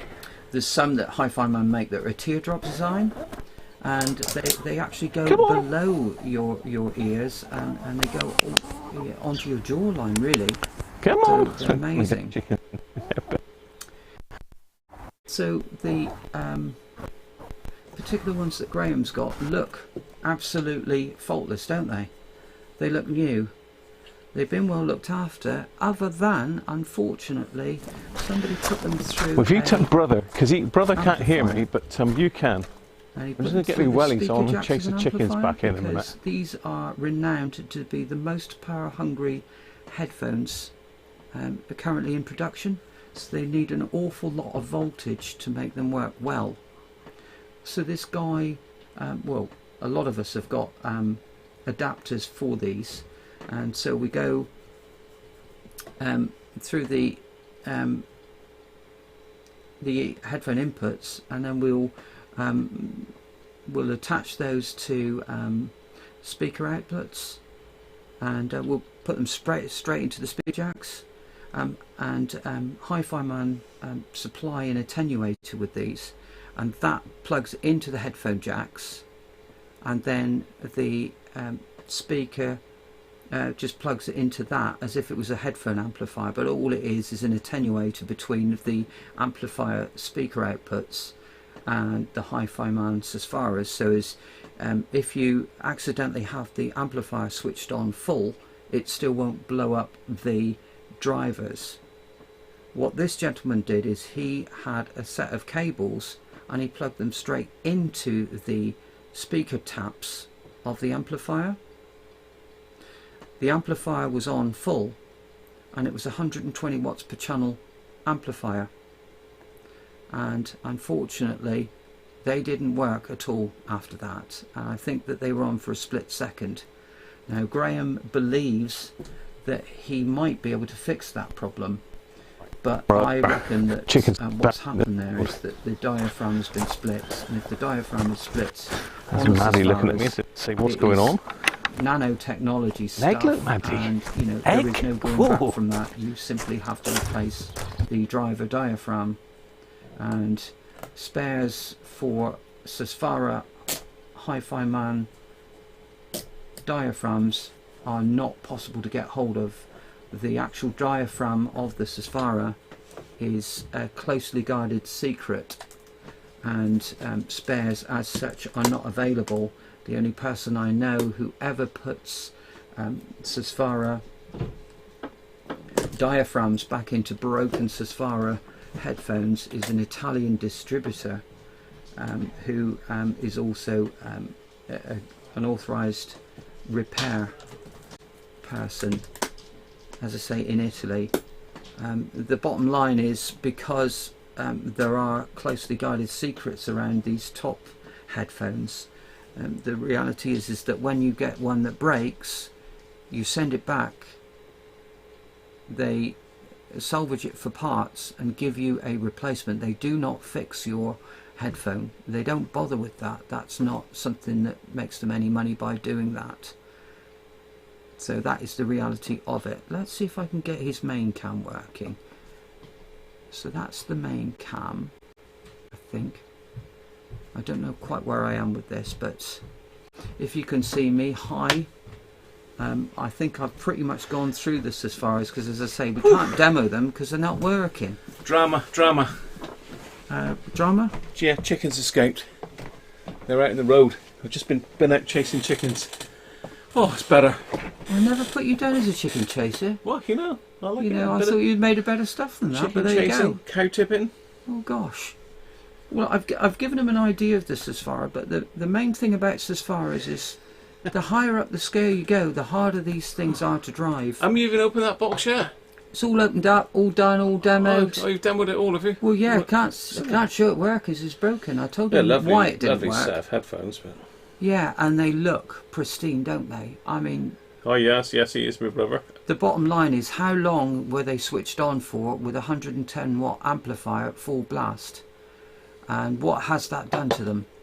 If it was a split second, maybe he can salvage them. If it was for any longer, I think that it's bye-bye Sesfara As simple as that. You caught them then? Yeah, they were in the road. Because I had to stop all the traffic, and then me and one of the neighbours are chasing these chickens up the road. I just don't believe it. This is... Yeah, life in a North Devon village, eh? We managed to get them into my neighbour's garden, and then from the neighbour's garden back into the field. Nightmare. Dear oh dear. So we got a couple of people just dropped in. We got John Pryor. Hi Pryor, how are you? I don't know if you heard my my audio. Did you hear my audio out there? I don't know if it mixed with the audio in here okay. No. But I think it did, because I did turn it on when I was chasing chickens. Oh really? Yeah. It'd be interesting to see that. Fantastic. Oh, Fat Tony says, love the finish On the Honda those 50. money. No, it was pure leg power. Fat Tony, how you doing, Tony? Love the finish on those money no object headphones. They are lovely. Yeah, I mean they look amazing, and the sad thing is, you know, the tragedy is they'll probably be thrown in the bin. He's drinking Hobgoblin. You deserve that, Harvey, after your scare, mate. So, Chris, Nick is saying it would take milliseconds to destroy them at that voltage. Yeah. So I think agree. I think the actual trace will be vaporised. Whether it's damaged the diaphragm is the thing. Right. Oh, so Tony said they heard it all. They heard me chasing the chickens. Fantastic. Yeah, well done, Harvey. Yeah, because you didn't know whether it would mix. So it will mix. The problem is if we're close like this, it's going to clash, because my microphone, my voice is being heard on that microphone and this one, you see. Right. But when we're way apart, they're getting a jumble of both the audio. Right. But it's not conflicting as such. So there you go. You know where it's all very confusing. It's all very confusing. So you've sorted out the Susvara headphones. You've shown them. They are nice. They're lovely stuff. I've heard a working pair, and they are really, really nice sounding. Yes, you have. Yeah. It's a shame that I can't. I've got a pair. I don't think I can fix them, but you never know.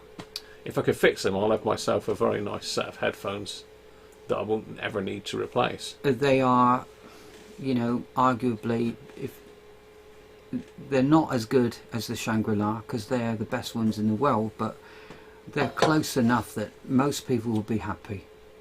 And certainly hearing them, it's amazing. They take some beating. I don't think I've heard anything else below the Shangri-La that beat them. There are lots of other technologies out there. There's even a speaker technology that's ribbon technology. If you've ever heard anything like it. So some of the old microphones are ribbon microphones. So some of the vintage microphones are ribbon technology. Some of the top microphones in the world are made with this ribbon technology. So a company called RAL, R-A-L-L, from Austria, I think, or no, from Ukraine, have made a pair of ear speakers, which is basically posh headphones with a few more tweaks to them. And they've made them with ribbon technology, and they've probably got more high-end detail than the Susvara. They cost about £6,500 for the headphone system, but I prefer the Susvara sound overall. So they're amazing, and this isn't the only set of Susvaras that I've seen broken. I witnessed my friend, he had his connected to a high-end amplifier that he made himself, an A-class amplifier, based on a design by Nelson Pass called First Watt. So that was a 30-watt amplifier, and somebody decided that with the sound on it turned right up, they'd connect and disconnect it. His Susvaras just blew up, and they had to be replaced. So, are you ready to jump in, Graham? Because I think they're very interested in looking at some radios now. Are they now? It's been lovely speaking to you all. Yeah, well, thanks, Trev. Thanks for your little bit. You did have something else you were going to show us as well. Maybe we do that in a minute then. Oh yes, yeah, I forgot about that. I do. Ah, you see. It's easily forgotten. Yeah. I'll let you rebox those then. Check them back in their little box down there on the floor. Yeah, absolutely. So she can get in. Yeah. Right. Back in the house. Swapping places. Oh, he's kept the seat warm anyway. Afternoon, Multi.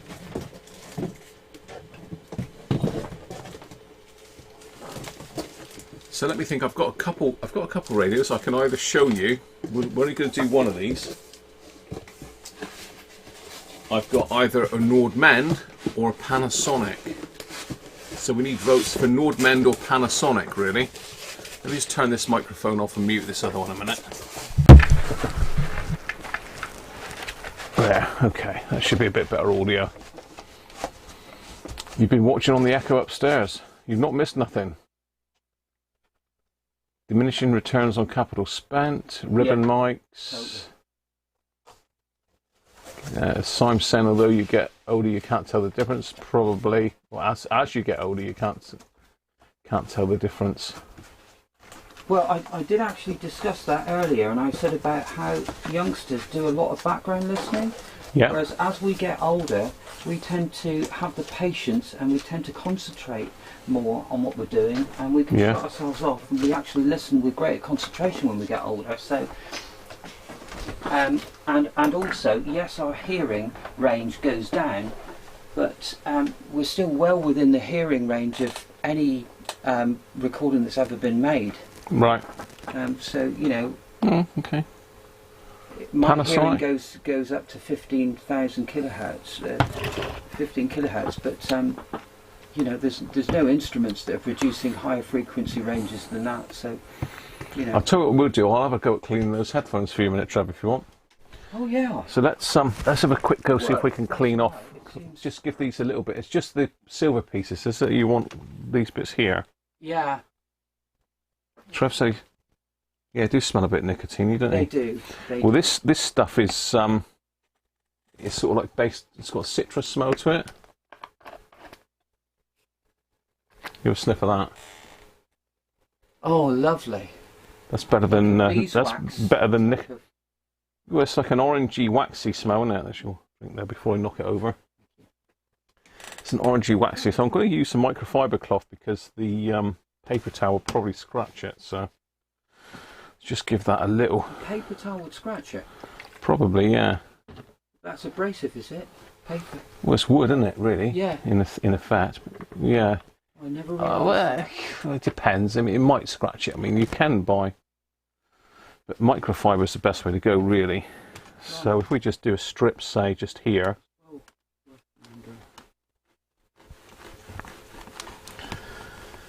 Just do it. I mean, you can see it's changing colour because it's getting into the. Has it cleaned it? I don't know. I'll do just give it a bit more. But the good thing about this is it's not going to take the writing off. So we're using this Goo Gone stuff. I don't know. I did hear a couple of you say that you've used it, and I use it. It's very good for getting labels off. But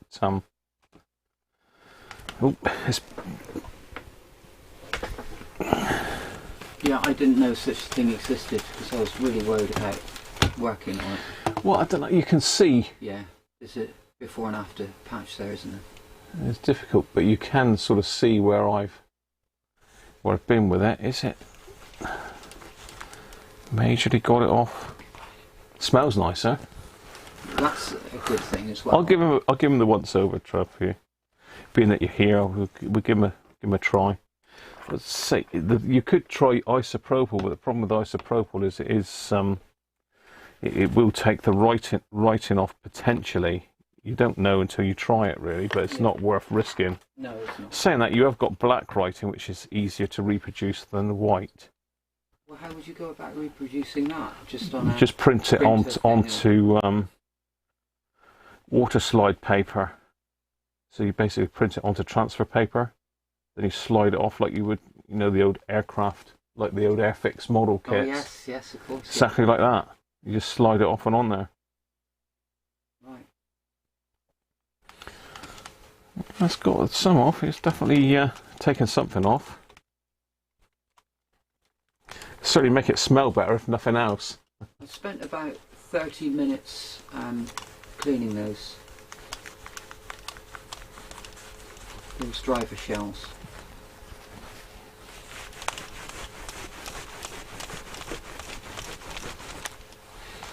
Microfiber's the way to go, though. Clearly.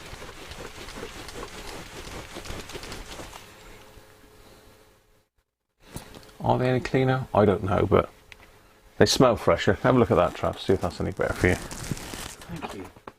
Got to give it a try, haven't we? Right, so I'm going to go and get the Panasonic, Yeah, I think. They do look good. They do look good. Let's just have a quick scan of the chat a minute.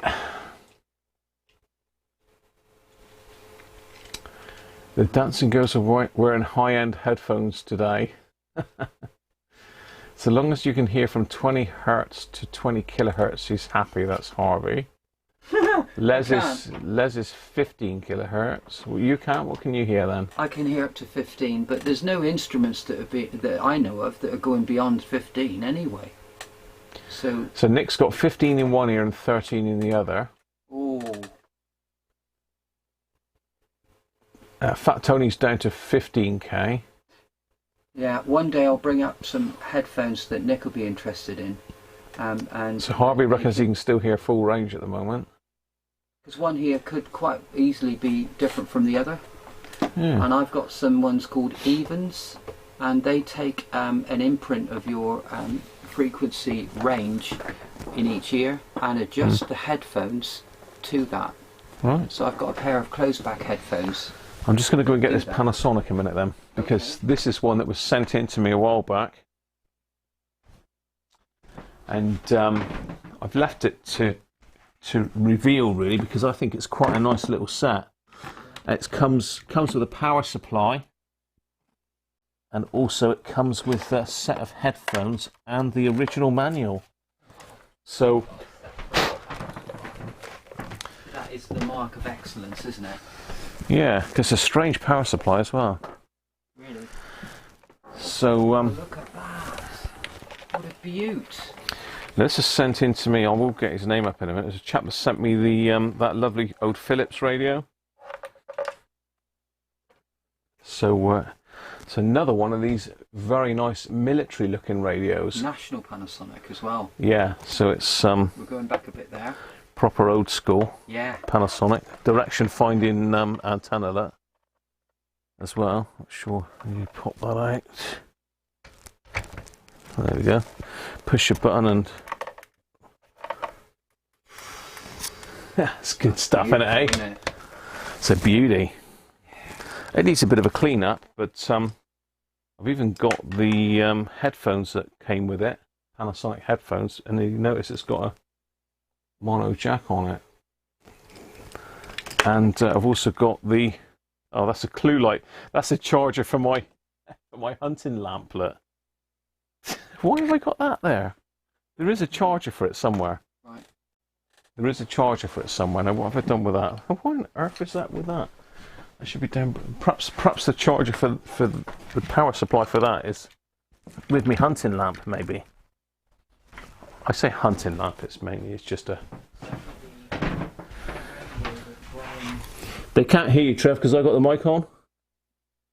I've got this mic switched on at the moment. Trev's talking to the camera, but I've got the microphone. I don't know. I have got a power supply for that somewhere. I'm sure I've got the power supply for it that was sent in. But I can't put my hands on it right at this minute. So it is a Panasonic RF 966 MB or LB. And I have got the original instructions there, so if anyone's looking for the model number, RF 966 MB. So if you want to look that up on Google, just have a look, see what this thing does. But the beauty of this is it's got shortwave on it. So yeah, there is a Panasonic power supply. I think I've got it, although the picture I'm just looking at in the manual doesn't look familiar, to be honest. So it uses 4 C batteries. Oh, it uses a power supply, 6 volt. I've got, yeah, I'm sure I've got the power supply. So center pin negative, 6 volts. So somewhere I've got this. So we want power supply. Let's stick it on the power supply to start with. I can have a look, see what it's doing then, really. Always best to power it up first of all from a power supply if you can. Anybody seen one of these before? So basically, I think this is the ferrite rod in the top here. So it's not going to work on FM or anything like that. Medium wave and long wave. Pardon? The ferrite rod is for medium wave and long wave. Yeah. Right, yeah. So it's only going to work for medium wave and long wave. It's not going to work for short wave or FM. But you just brought up the model on there, Trev, have you? No, I'm actually dealing with some chat. Oh. Because I'm not as slick as you, and I'm catching up with some of the chat that I should have been answering at the time. Okay, right, okay. Well, jump in if you've got anything you need to answer.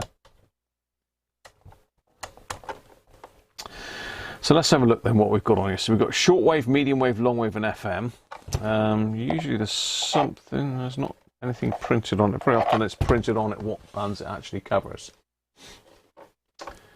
Richard Achilles, the Nordmen sounds interesting. Nordmen's not as interesting as this one, to be fair.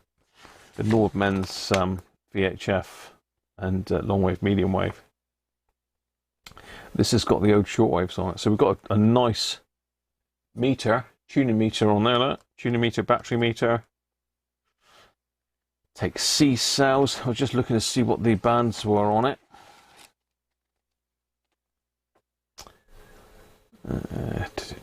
Okay, so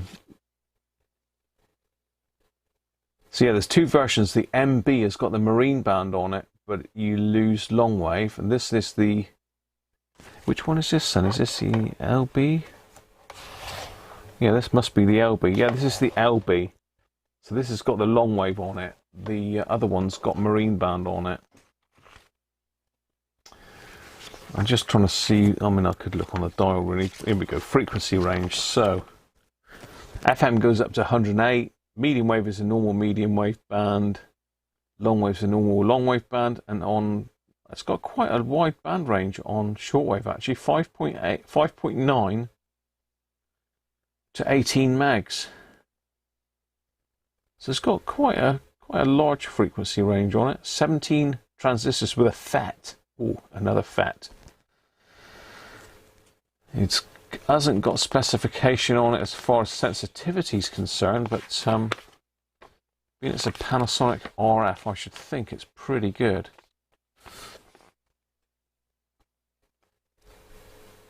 Okay. So it pretty much tells you how to triangulate your position with it as well. I think it's how much of that you can see, but it tells you can triangulate your position by using two different transmitters.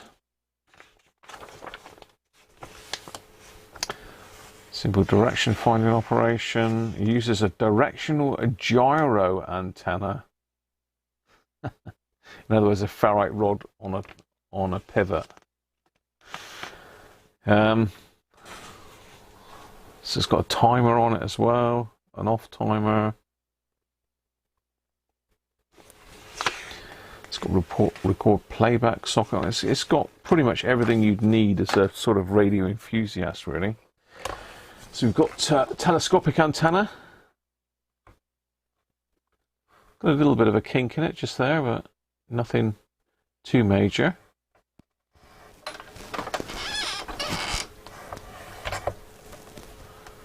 And it's got a pivot as well. I'm hooked up in Mrs. Cruncher's decorations now.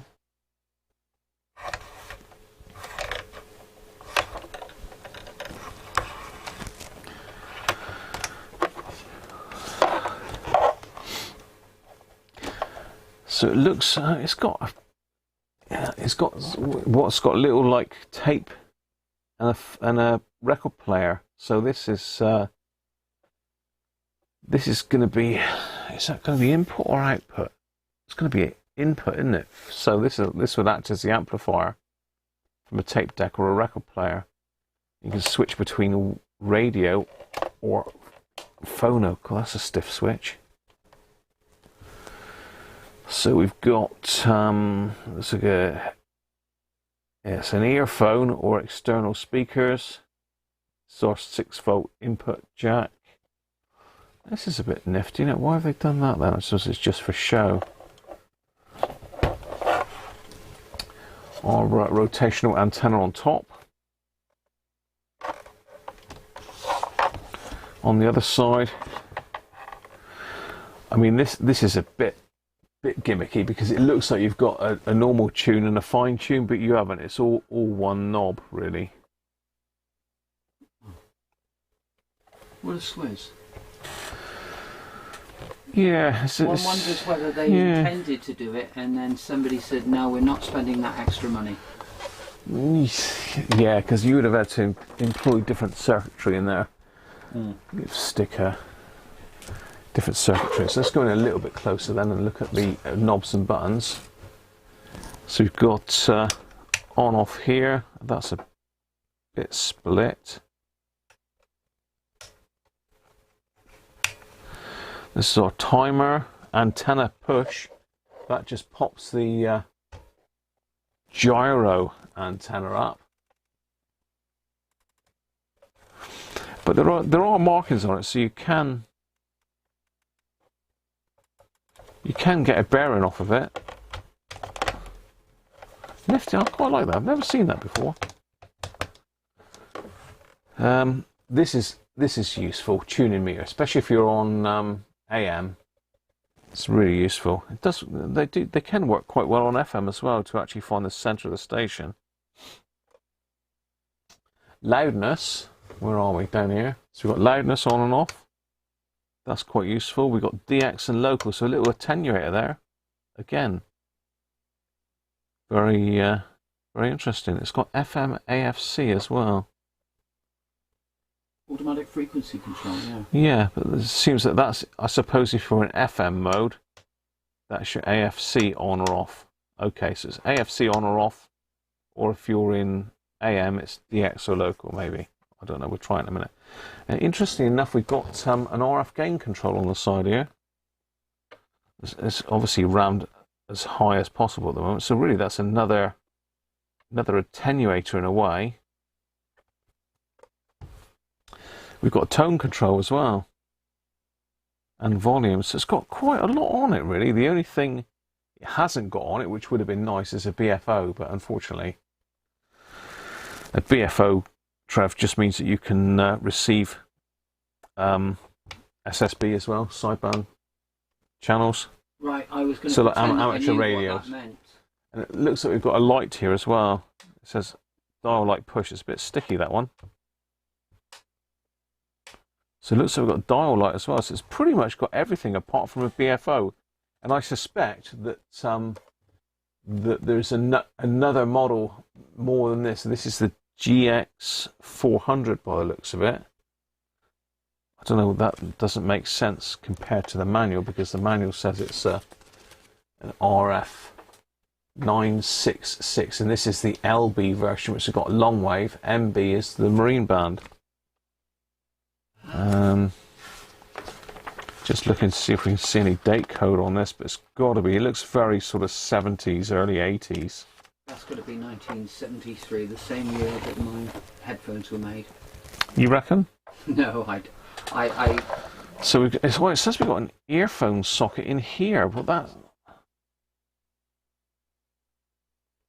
It says we've got an earphone socket on the side, but it says we've got an earphone socket in the battery bay as well. So let's have a look at that. Why would they have two? Oh, we've actually got the earphone. Oh, wow, there you go. Oh. Look at that. It's not socket, it's pocket. Earphone pocket, not socket. So we've actually got a mono earphone socket as well. That's amazing. Earplug. I bet I can't get that back in now.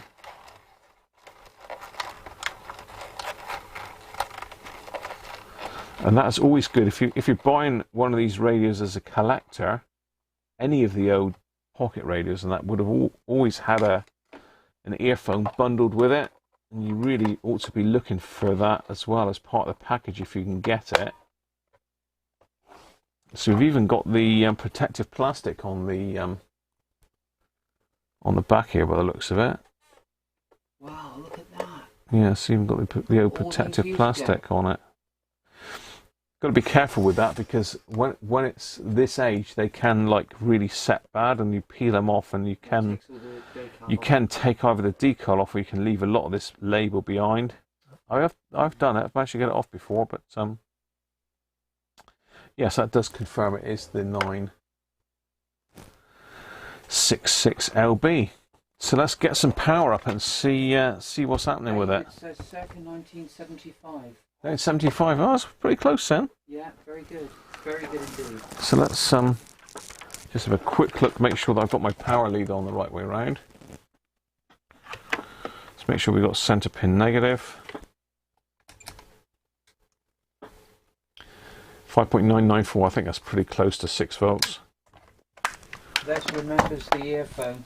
Very tinny sound. Yeah, they're pretty rubbish. Pretty rubbish. But still there, the original one, that's the thing. That's the thing, yeah. It's better to have it than not, but you probably wouldn't bother listening to it.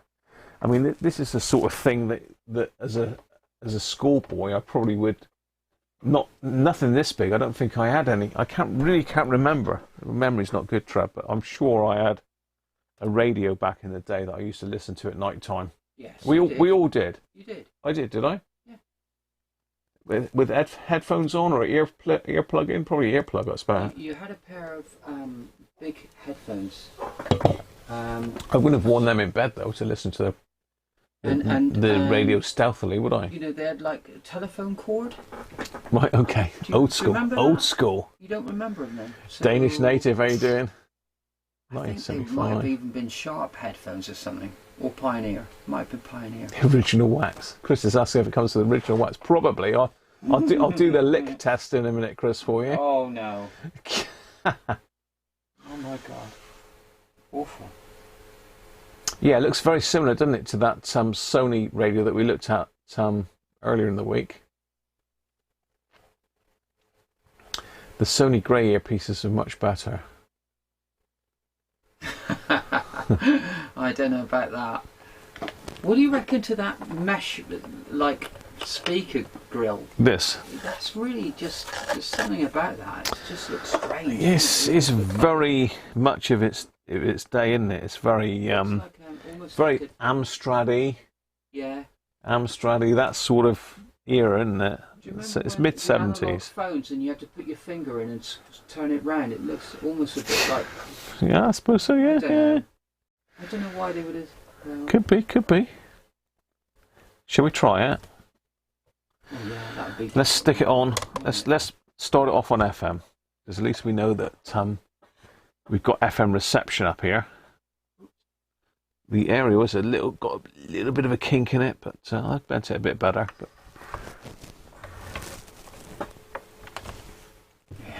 far in the hole then, here we go. Here we go. I can't wait to hear what this sounds like.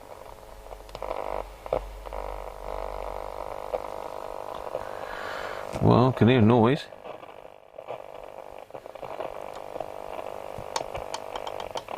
It doesn't sound like an FM type. Doesn't, does it? No. Ooh, this is worrying. What's it drawing current-wise? 40 milliamps. You'd be expecting to hear a load of hiss, wouldn't you?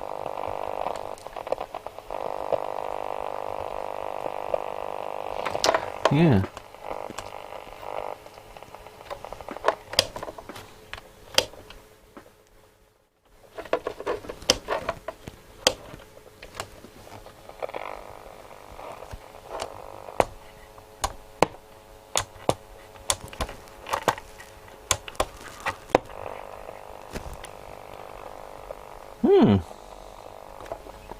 Nothing. It's just a bit of a disappointment, that. Well, no, we prefer to have stuff that doesn't work, Trav. Oh, do we? Oh. Oh, yeah. Oh, fantastic.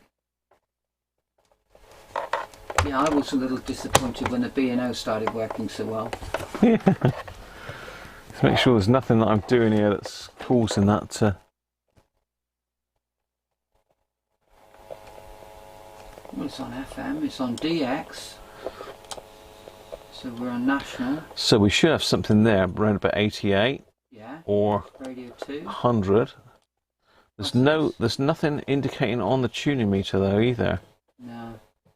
And if I go to long wave, there's a bit of a pop.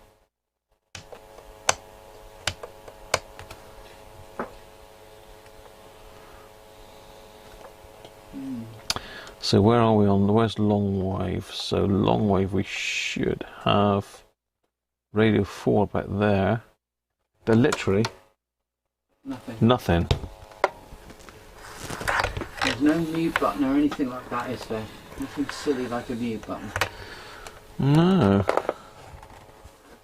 But anyway, we could hear some sort of noise, couldn't we? The dial light works.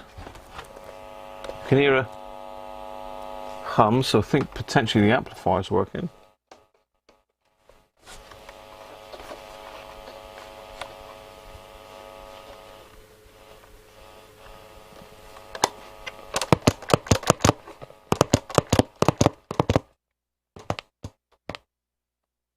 I wonder if it's...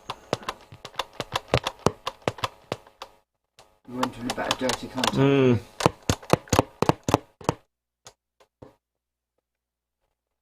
Yeah, I just wonder if it's a dirty wave change switch. It's not working. It's not working. Theo, how you doing, mate? Pivacro.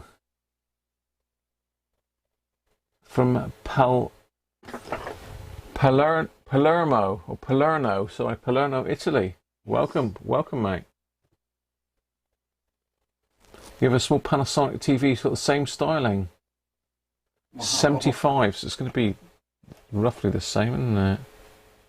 Northern Rambler says full of bad caps, probably. Sounds like a fart in a bottle. Well, thank you very much. I really don't know. I've never tried that, Tony. I never tried that, Fat Tony. I mean, are you the expert at farting in a bottle? Yeah, I'm not convinced. I think there's something...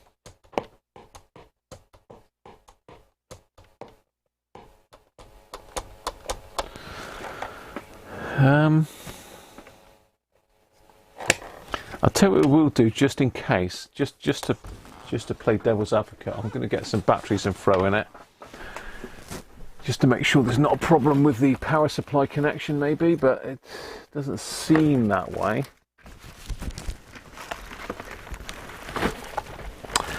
Well, the ladies are out shopping, and I've got to go and check the bank account in a minute, just to see what's happened, bruv. Well, I told him, didn't I? I said, spend as much as you want. Did you? Freely. I did say that to them both. What? I said, really enjoy yourselves. Did you actually give Mrs. Cruncher your credit card? No. Whose credit card she got?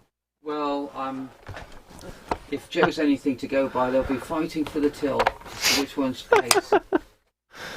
Alright, how many batteries? This takes 4 by the looks of it. Just double check. We'll just try it with this, just in case. You never know. The old Pro cells.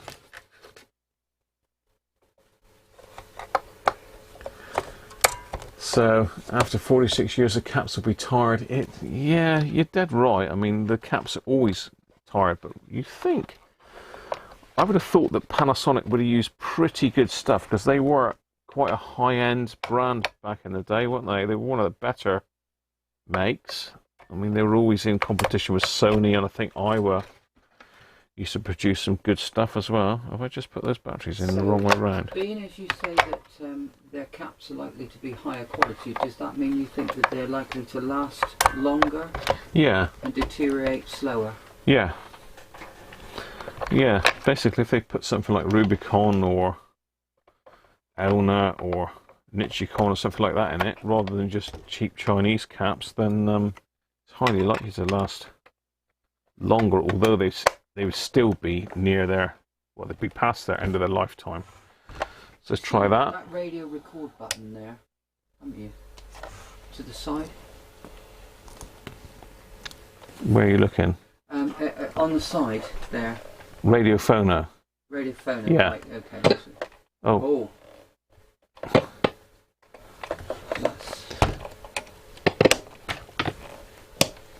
especially goats that get. Yeah, we got a dodgy button there. If you put it somewhere near your right ear, that seems to be the one that would fix it. Yeah. It's like. Yeah. That's it. It's that, innit? We've blown it up completely now, and that's it. That's the end Totally of the foobarred it. Yeah, that's it. Gone now. We're going to have to take the back off to get to that. It's going to have to come apart, people. Of course. Theo's one of your subscribers, isn't he, I believe? Oh, that's fantastic. Yeah, Theo was asking after you the other week, actually. It was? So if anybody has not subscribed to Trev, check his channel out. I've just dropped the link back in there again, look. You know. Thank you. I mean, I don't have the professionalism of my brother, but he is my older brother, so I'm supposed to be slightly lacking compared to Graham. But you know, what I lack in professionalism, I make up for in enthusiasm. It's fine. Videos are fine, Trav. And as I say, I'm doing a lot of these types of recordings of binaural. I'm really just getting into that now, and I think they will get better. So that's quite a different type of thing, binaural recording. So you can hear what I hear with this new way. I'm sure there's a Christmas song like that, isn't there? You can hear what now. I can... Do you hear what I hear? That's yeah. See, I knew there was something. My favourite version of that is not the original, but definitely Whitney Houston. If you get a chance to hear Whitney Houston's version of that, and that apparently is a protest against the Vietnam War. Really? Yeah. Do you hear what I hear? That's strange. It looks like that back bit comes apart, but it doesn't. You take the screws off, and the front panel comes off. Anything comes apart with a claw hammer. The mallet. Oh, the mallet. They're thinking about. With the mallet, yes. They're thinking about the man cave mallet. No, that's teasing. Oh, the man cave mallet. The man cave mallet should never be used. A mallet, barely alive. National Panasonic. He's a beast. The man cave. He's been here.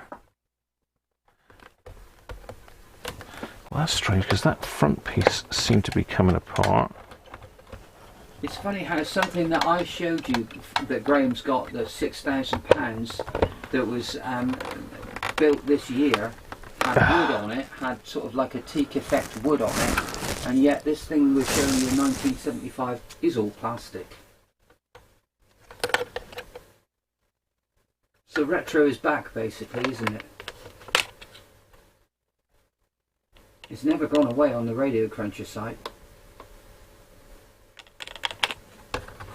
And never more so than that radio I heard this morning and downstairs. That was incredible, the sound of that. Yeah, so the Murphy lifts. Yeah. Stereo isn't everything. That single speaker sound was absolutely beautiful.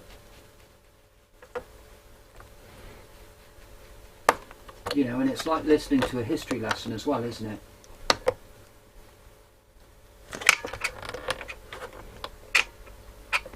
Sure, there's not enough force being applied to this. You got to be careful. It's just plastic, boy. Oh, softly, softly. Catch him, yeah. Monkey. Slowly, slowly. Yes. There he comes. See?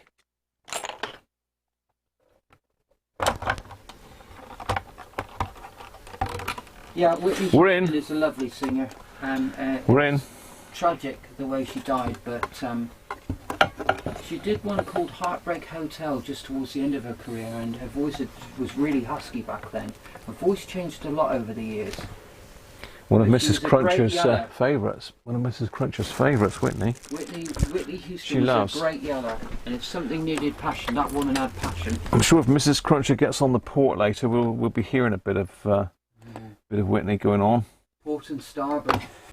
Port and oh my God, isn't it? Port was being spoken about last night, but we never quite got into the port. Well, we've got some ear traps, so look out. We did this. I think I did Hotel Chocolat vodka liqueur, salted caramel infused. Shut up! It was me. The dogs didn't like that, by the way. Yeah, binaural is amazing, and I did an experiment with it. So I put the binaural microphones into my ears, and then I waited for an alarm to go off on the oven, which was about 10 feet away from me and slightly to the right. And I then obviously recorded it, and I played it back and put the headphones on my wife's head. And as soon as she heard that the microphone was going off, she walked towards it and could not understand why it wasn't switched on. But it just tricks your brain, even though you know that you've recorded something and it's not real, and it was a recording, and so your brain is instantly tricked into looking around to where the sound is. Your brain tries to locate where the sound is coming from. But as I say, only if you're wearing headphones. Oh, hang on. Houston.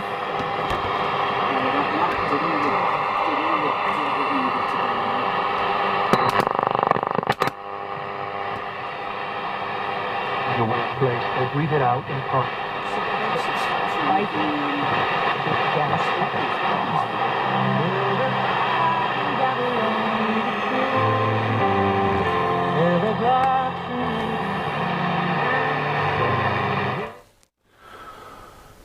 Wire. We have liftoff. Just clip onto the thing. That should give us enough for a bit of FM action. Oh yeah, yeah, a mock-up aerial there.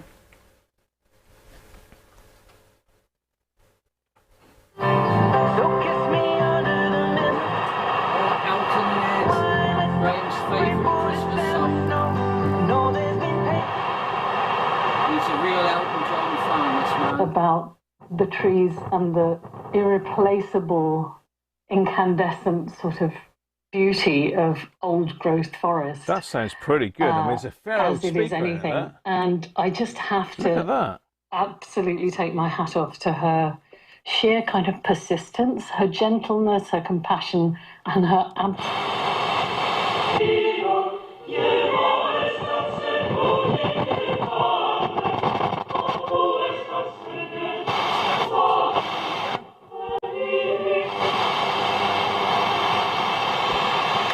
yeah, what it is the tuning cap's got a bit of corrosion on it, and just rocking it back and forward like really rapidly, 'cause sometimes it'll clear it.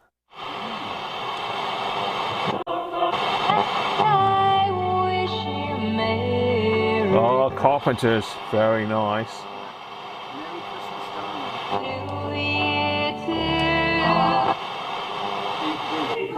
I've got the single on that. The lyrics on it are a bit lame, but the way she sings. Lovely voice. Trauma he's experienced in his life, and he connects the this two meter things. works very And well. I've never made that connection. There he is. No, I ain't keen. Oh, they put fur coats on, and it was a Christmas single. He's 17. That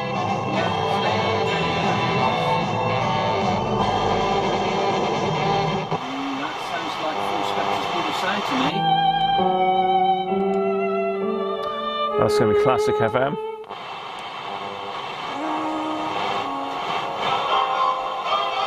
Pretty good. It's very sensitive.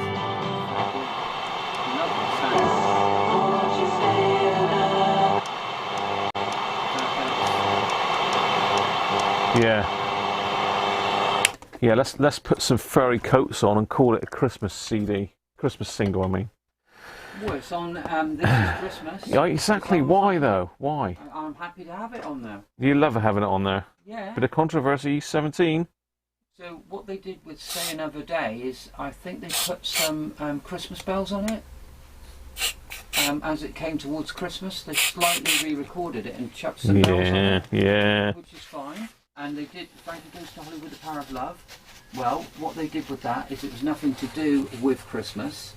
So what they did is they just put a video on that was Christmas. Well, there's a lot of people saying about the Die Hard movies, aren't there? Nothing to do with Christmas.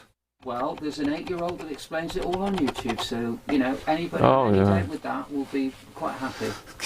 And my wife Jo says that we definitely need to watch that over Christmas. What, Die Hard? Yeah. Get off with you. It's the ultimate Christmas movie. No, National Lampoon's Christmas Vacation. We've got it on DVD. Arrived the other day.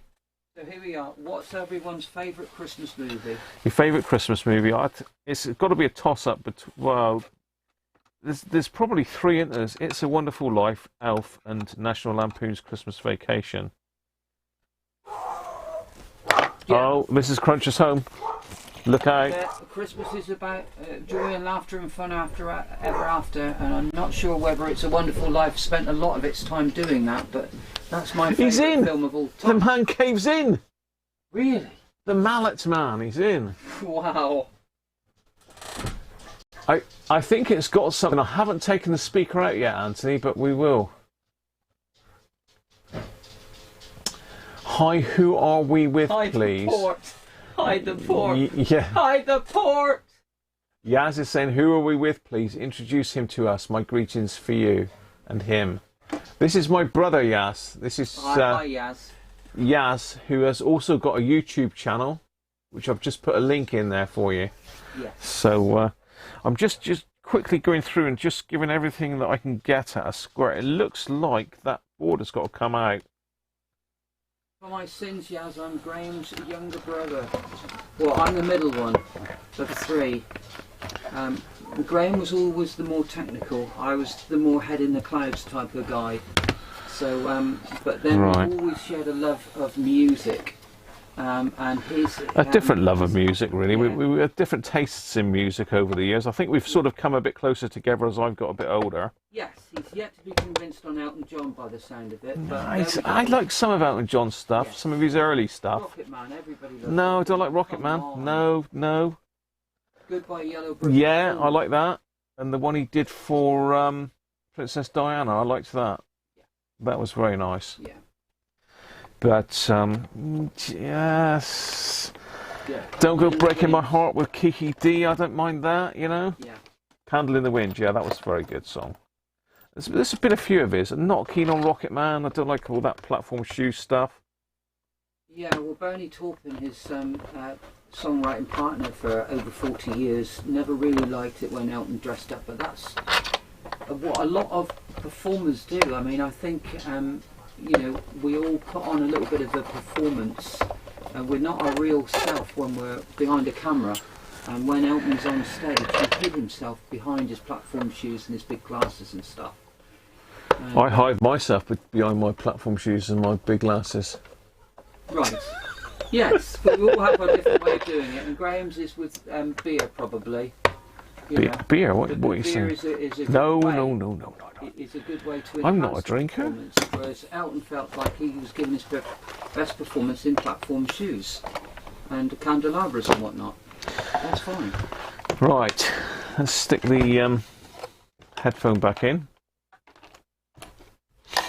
See if we've fixed it.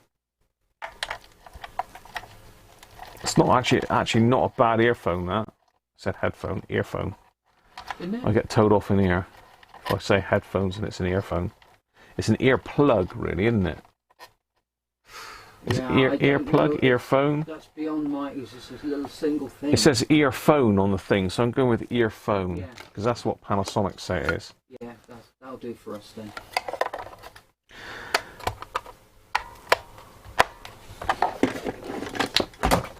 Back in the room then. Let's fire in the hole. Let's see what it looks like. Let's see where it works now. Let's put a decent aerial on it. Yeah. Absolutely nothing because I've turned the power supply off. Oh my goodness.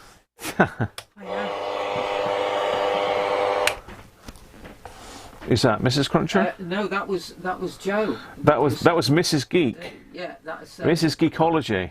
Yes. That's the geekologist. Mrs. Geekologist. Yes. Yeah, Joe's a super fan of all things audio. Like not. Your camera lady. Yes, she's been my camera lady a few times. when I've managed to convince her to do it, and she's very good with that. Right, let's hit it then. Let's hit it. Now we're cooking on gas. Right. No, it's gone. Luckily.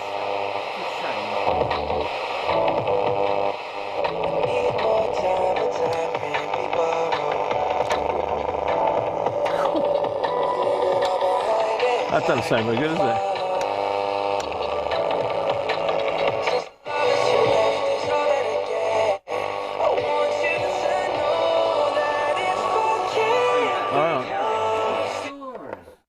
No, it's not a very strong station.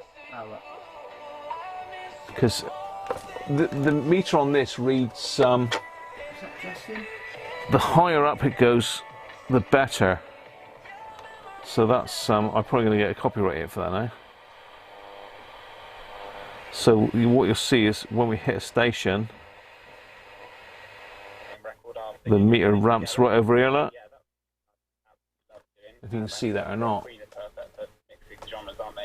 Yes, so let's do a bit of a reveal actually. Some of the big names that you have coaxed in for the music industry. Who is going to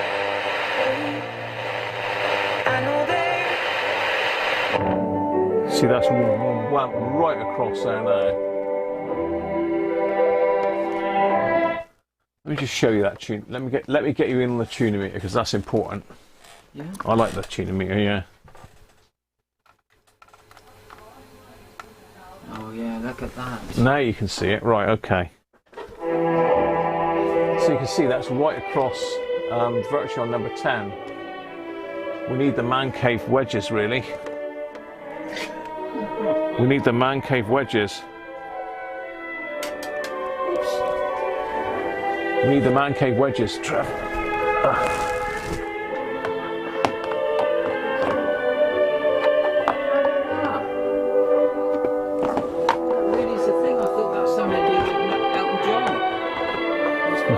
No. Because they've been mentioned here. What's this mini skipper platform fuse business going on here? So you can see there on a strong station we've got, it's on about 9 there, look. Just put the area up a bit. So as we tune, so it's dropping back, so you can tell where your peak is, look. So if we go back to that weak station, to being on it, and bless them, absolutely every single person so I it's only said at 6, yes, which was just incredible. So then back again.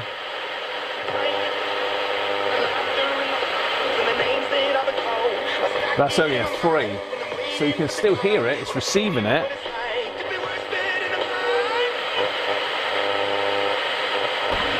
Oh.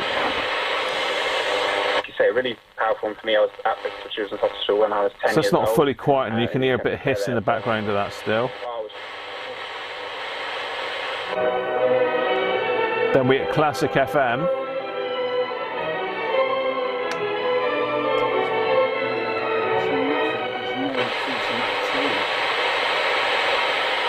Then we'll hit Radio 1 in a minute. That'll be off the chart. There's pressure on it. You just sort of chill. You have a bit of time to look at all your new stuff, and oh yeah, that's even more powerful. Radio 1. It's a weird year again. I was.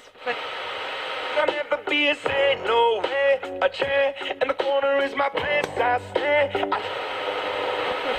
Are your music different to themselves? That's really quite exciting. That's a powerful channel. Should we step into the porch bit? Yeah. Well done, lads. By the way, well done. That's better. When you left home, yeah. Swanned off to Oxford, wasn't it? It was, yeah. What was the mixture of? I just never. Radio 3.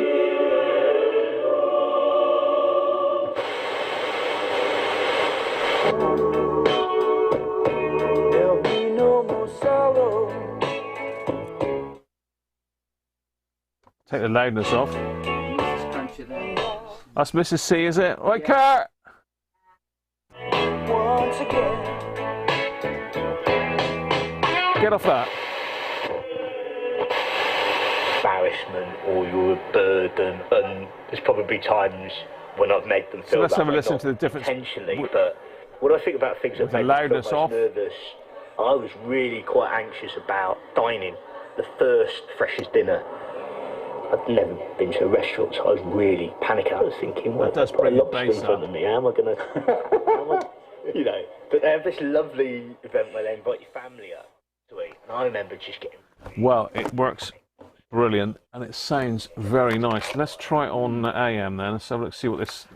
I'm interested to see what this directional antenna works or not.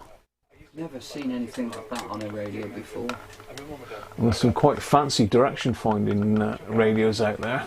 Let's get in a little bit closer. Right, okay. We want a bit of needle action as well. That doesn't sound good, does it? A bit of dial indicator action. Really, anywhere it can. My new fish, this is it. Yeah, but you just can't wait. Right, long wave. As usual, everything's interfering on the planet with long wave. I'm going to have to stand it up so I can pop the aerial up. I'm just trying to see where long wave is. So we should have it about there.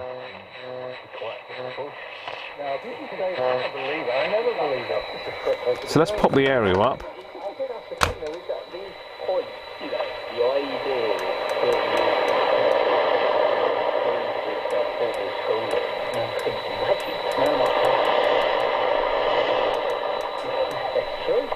Thanks for reminding me.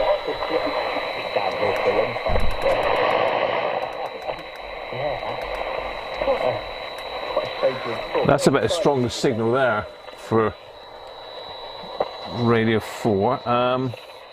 Let's try RTE, which is on 252. Should be around here.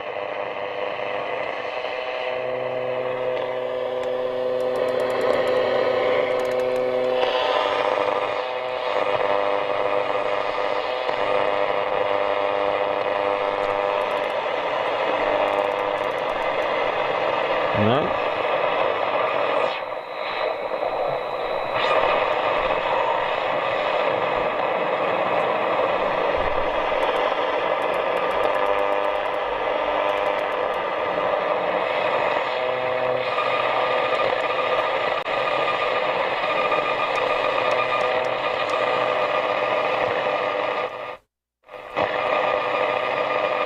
RF gain works as well, but we're not getting a lot on medium long wave.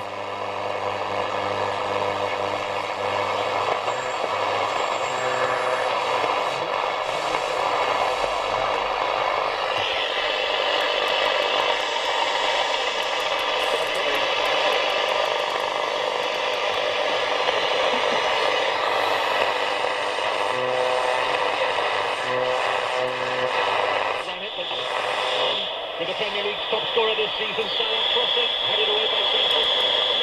Miller trying to find Salah. Here's a live to it for Liverpool again. Bring the ball forward.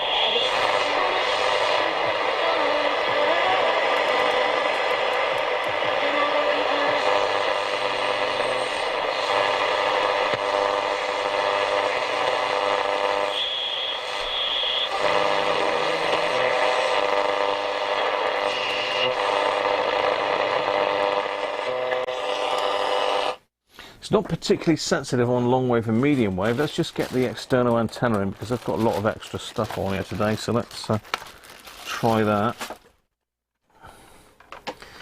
Right, what have I done with me thingy bobber? There's no external aerial socket on this, so I could clip it onto the ferrite for shortwave reception. Let's try that.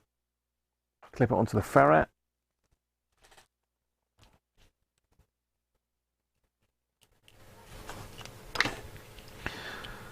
Let's have a look, see what it does on shortwave. Shortwave. Stick that on shortwave, pop it on.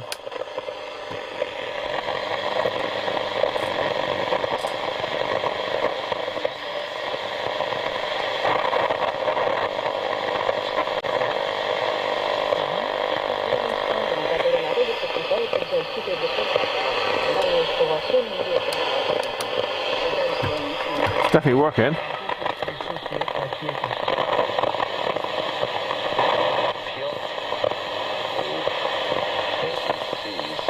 prosper in his will. You learn it and do it.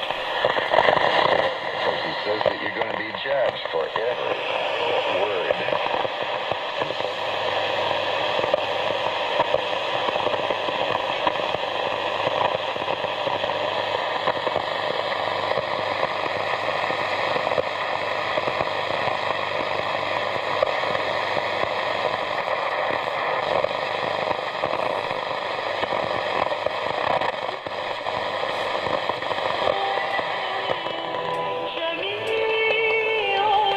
Oh, that's perfect.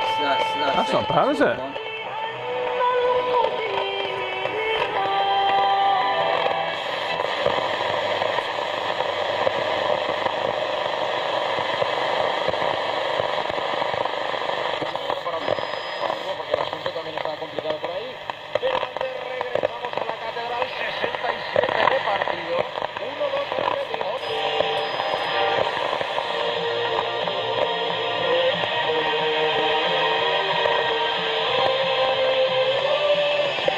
Chicken Love. That's Kim Wilde.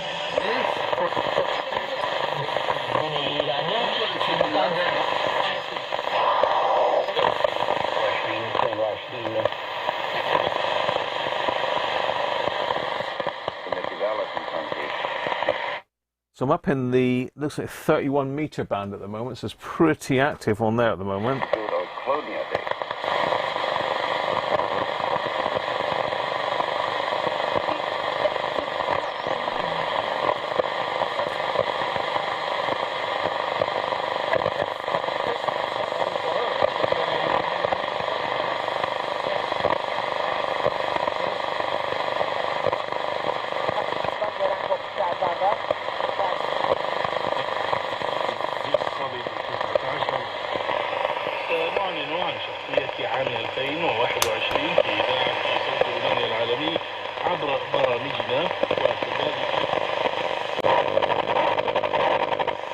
Phone.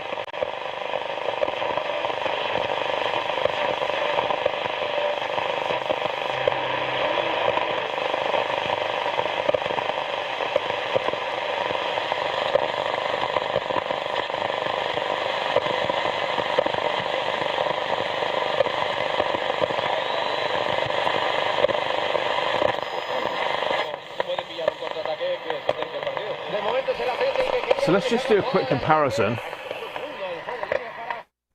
Let's just do a quick comparison between the Sony active antenna, which is on at the moment, and the long wire antenna, which is a horizontal long wire going out across the garden. Now this should be an improvement. So let's I can't connect the ground to it. This one is the one that's going. So at the moment, this is the. That's the active antenna, which is on a pole just outside here. Yeah, I know it. So you can it's fading quite a lot. It's better without it. So this one ready?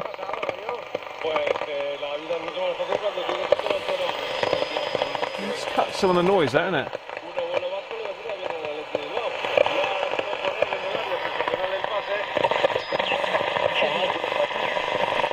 A lot more stations on there now.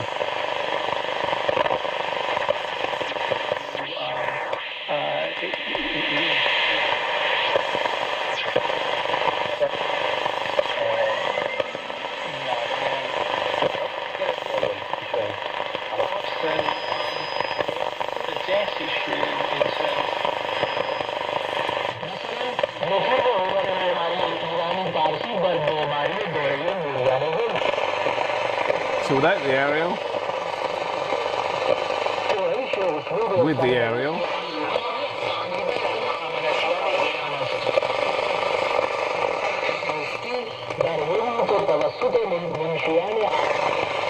active antenna,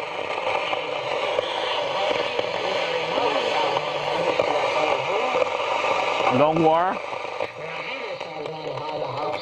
big difference.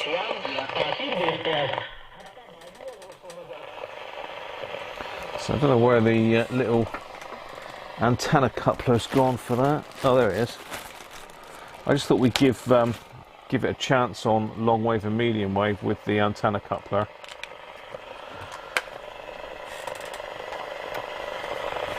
Did you want to go and get your other bit? Is it here? Is it in there? Is it? You have a thing. Okay, so we'll finish off with that. Yeah. Did someone give a super chat there? Did I miss? Yes, Fat Tony. Tony. I think there was another one that. Did you see? Nice to see you, mate. There was another super chat. Yeah, there was. That's way. Yeah, there was. Yeah, I did say thank you to that one. Was that Million Chip? Yeah. So I thought what we'd do is try long wave again.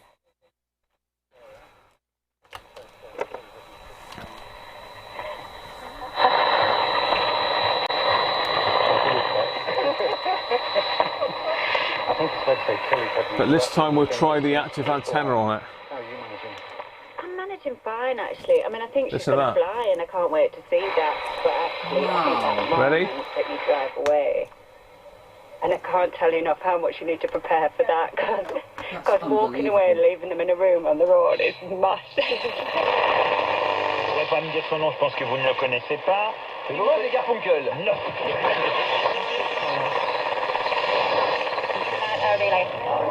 Good, yeah, felt better this morning. So can you hear RTE now? As Jordan said, what more can you ask? It was just a fun race. Roddy, you had an important job. It was the last night off. Yeah, it's my favourite position. I love going last. I've been doing this since a junior. That's RTE. It's changed maybe since then. Anxiety levels are through the roof. So let's try that on medium wave. Wonderful effort in his bit with the head. You know, he's had to look and direct it towards the back post. But when it drops the handle, it's on his right foot, not his favoured foot, and he just blasts over the back. Y después. ¡Parado Ricino! ¡Otra vez Williams con la zurda! Bueno. Buena, pero ha girado Juan Carlos. No. Sí, señor. Chapó para ti, porque esto es así. El fútbol es así. Y un equipo que está sometido parece que no, pero está jugando. Primer pase, no os voy a preguntar por los nervios, porque Spanish esto tenéis ya dominado de siempre, pero aún emellett papír alapon benyújtható a postán keresztül, vagy személyesen a NAV ügyfélszolgálatain is látható. So what's the technology behind active antenna? It's got an amplifier on the base of the antenna. Near the dugout, actually, the technical area.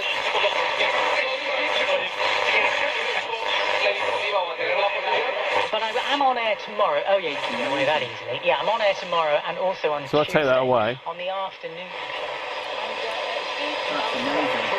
on that, Carol, is amongst the guests. I'll also be talking to Richard Hammond. Yes, the hamster.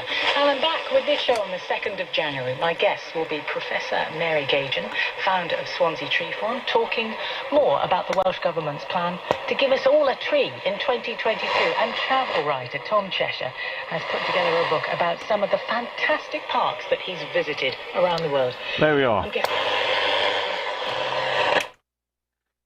What do you think? Nice radio, that is. It needs a bit of restoration. It needs a proper service. So it needs to come fully apart and get all the pots cleaned up in it. And it needs a good thorough clean itself. But I think that's that'll make a nice pairing with the Sony radio we looked at the other day. Both have got FETs in the front end. Both very sensitive. More so than our normal sort of domestic sets. But yeah, there you go. Do you think you would replace all the caps in them, or would you just wait for them to fail? It depends how bad they are, Trev, really. Right.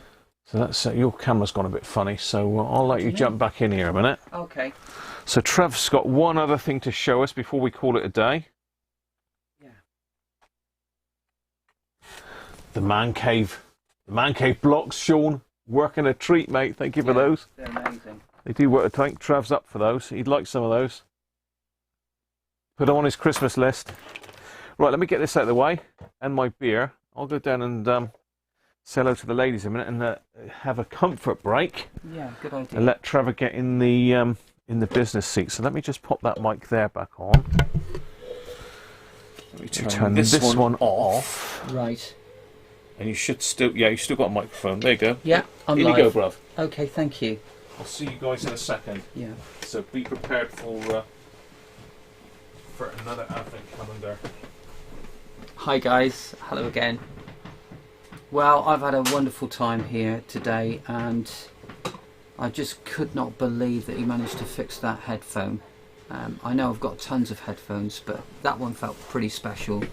And I know how you feel now when you get these things on your benches and you think, right, okay, this isn't working, and you know, I want it to work, and it becomes almost an obsession, doesn't it, to get it to work. So, you know, for those who share Graham's obsession, you know, I applaud you, and you know, you've worked out somehow to do all this stuff, and you know, your knowledge is should be treasured, and let's hope that stays with you and you can pass it on to the younger generation when you get older, and they will continue to keep this stuff afloat, and we don't just chuck this stuff away. This is not really a vintage thing, but it is the first of its kind, so I thought I'd bring it up and show it to you. Now, there are times when simply all you want to do is put on a set of earphones with no fuss and just plug them into your phone or your Walkman. And there was no real high-end in-ear headphone market 10 years ago. And at some point the in-ear high-end headphone market just went crazy, and the AKG arguably was the starter, or AKG sensed a niche in the market, and they saw that stage musicians of repute, the likes of Elton John and whatnot, were using really expensive professional in-ear monitors, and those people in turn were coming off the stage and plugging them into their Walkmans and their smartphones. And AKG decided to see if they could make use of this gap in the market, and they decided that they would launch the AKG K3003i, and this gloss that you can see is wax on the leather. It's been heavily waxed. It's had a lot of damage over time, but because it's leather, it will probably always stay pretty good, to be honest with you. It'll always stay pretty good quality. So the AKG K3003i is a set of in-ear monitors, but they were the world's first hybrid in-ear monitors. By hybrid, that means that the driver design is made of several different types of driver, and obviously the first people to do it were only ever going to be using a dual driver version. There are now in-ear monitors out there with 16 drivers in them, but be careful with that, because sometimes CCA particularly will say that they've got a 16 driver model, but it's 8 drivers per side, but that's still quite a lot of drivers in each ear shell. This particular hybrid in-ear monitor, which I'll open up in a second, is a dual driver, so it has a dynamic and a balanced armature driver in it, and this was what AKG was selling, I think it was 8 years ago now, for around about £1,100. So to open them up, you pull back this flap and turn them over. And turning them over, I still can't, I'm really sorry guys, I just can't get this this right.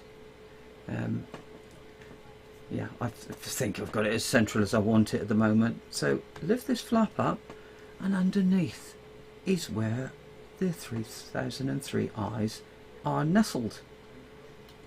This little recessed bit here. Yeah, used AKG microphones for on stage. So AKG are well known on the stage, and they know what people were spending in the in-ear monitor stage wise, and it's a lot.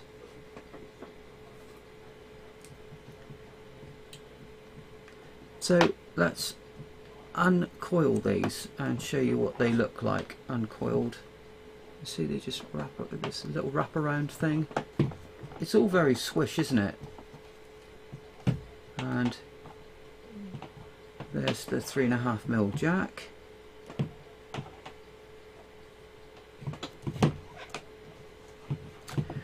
So the in-ear monitors were AKG's sort of version of what the market could take. So these are non-custom in-ear monitors. You know, these are off the shelf, and they're not customized in any way to fit into anybody's ears perfectly, like I've shown you before. So I think you can see the AKG logo, hopefully. Yeah, so I'm not sure whether you can, but anyway, so this is the AKG K3003 eyes unwrapped. The reason why they were called eyes is, remember we said about everybody trying to get onto the Apple market and sort of say that it was something to do with Apple? Well, these are called eyes because the in-ear microphone, the in-ear monitors also have a microphone built into them, and you could basically plug them into the old iPhones, and you could take hands-free voice calls with them. So you could do that, and also you could pause and play your music with them with this buffle in the middle, or you could reduce or increase the volume. Hi Bruv, he's back. Yeah. What are you showing us then? Oh, sorry.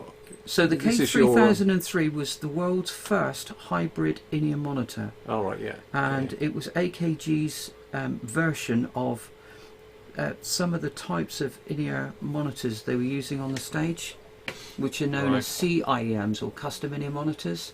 Now, AKG realised that stage musicians were prepared to pay serious money for in-ear monitors, whereas previously the market for high-end headphones was the only place where, you know, in-ear or headphone type stuff you could sell for big lots of money.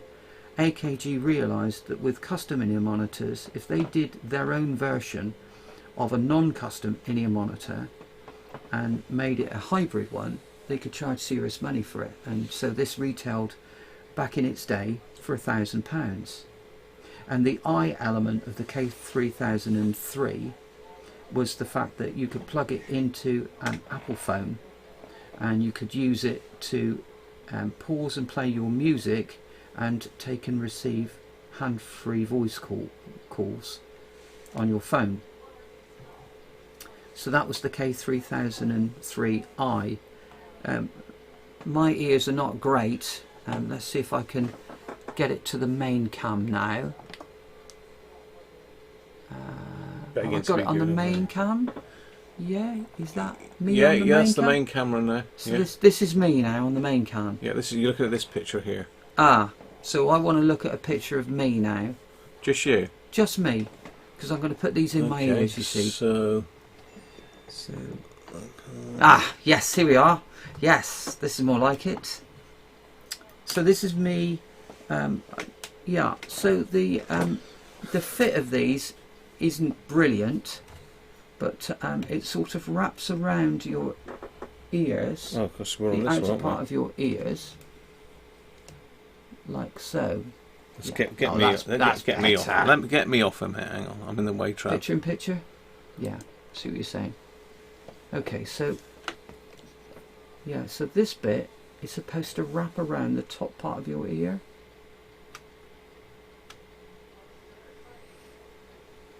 So just do that for you.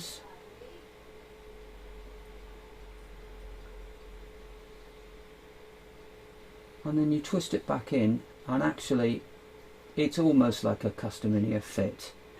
It's just the outer part of the shell doesn't completely cover the inner part of the entrance to the ear canal. So you're going into your entrance to your ear canal, but Brett will give you a tenner for him, he said. Yeah, well... I think that's a no, Brett. They're pretty good. They are pretty good. But again, diminishing returns, that was mentioned earlier in the thread. You're absolutely right. Now these sound absolutely amazing. They're £1,000 in-ear monitors. I bought them for 200 quid on eBay. Thank you, eBay, or somewhere like that. Headphone maybe. I don't know.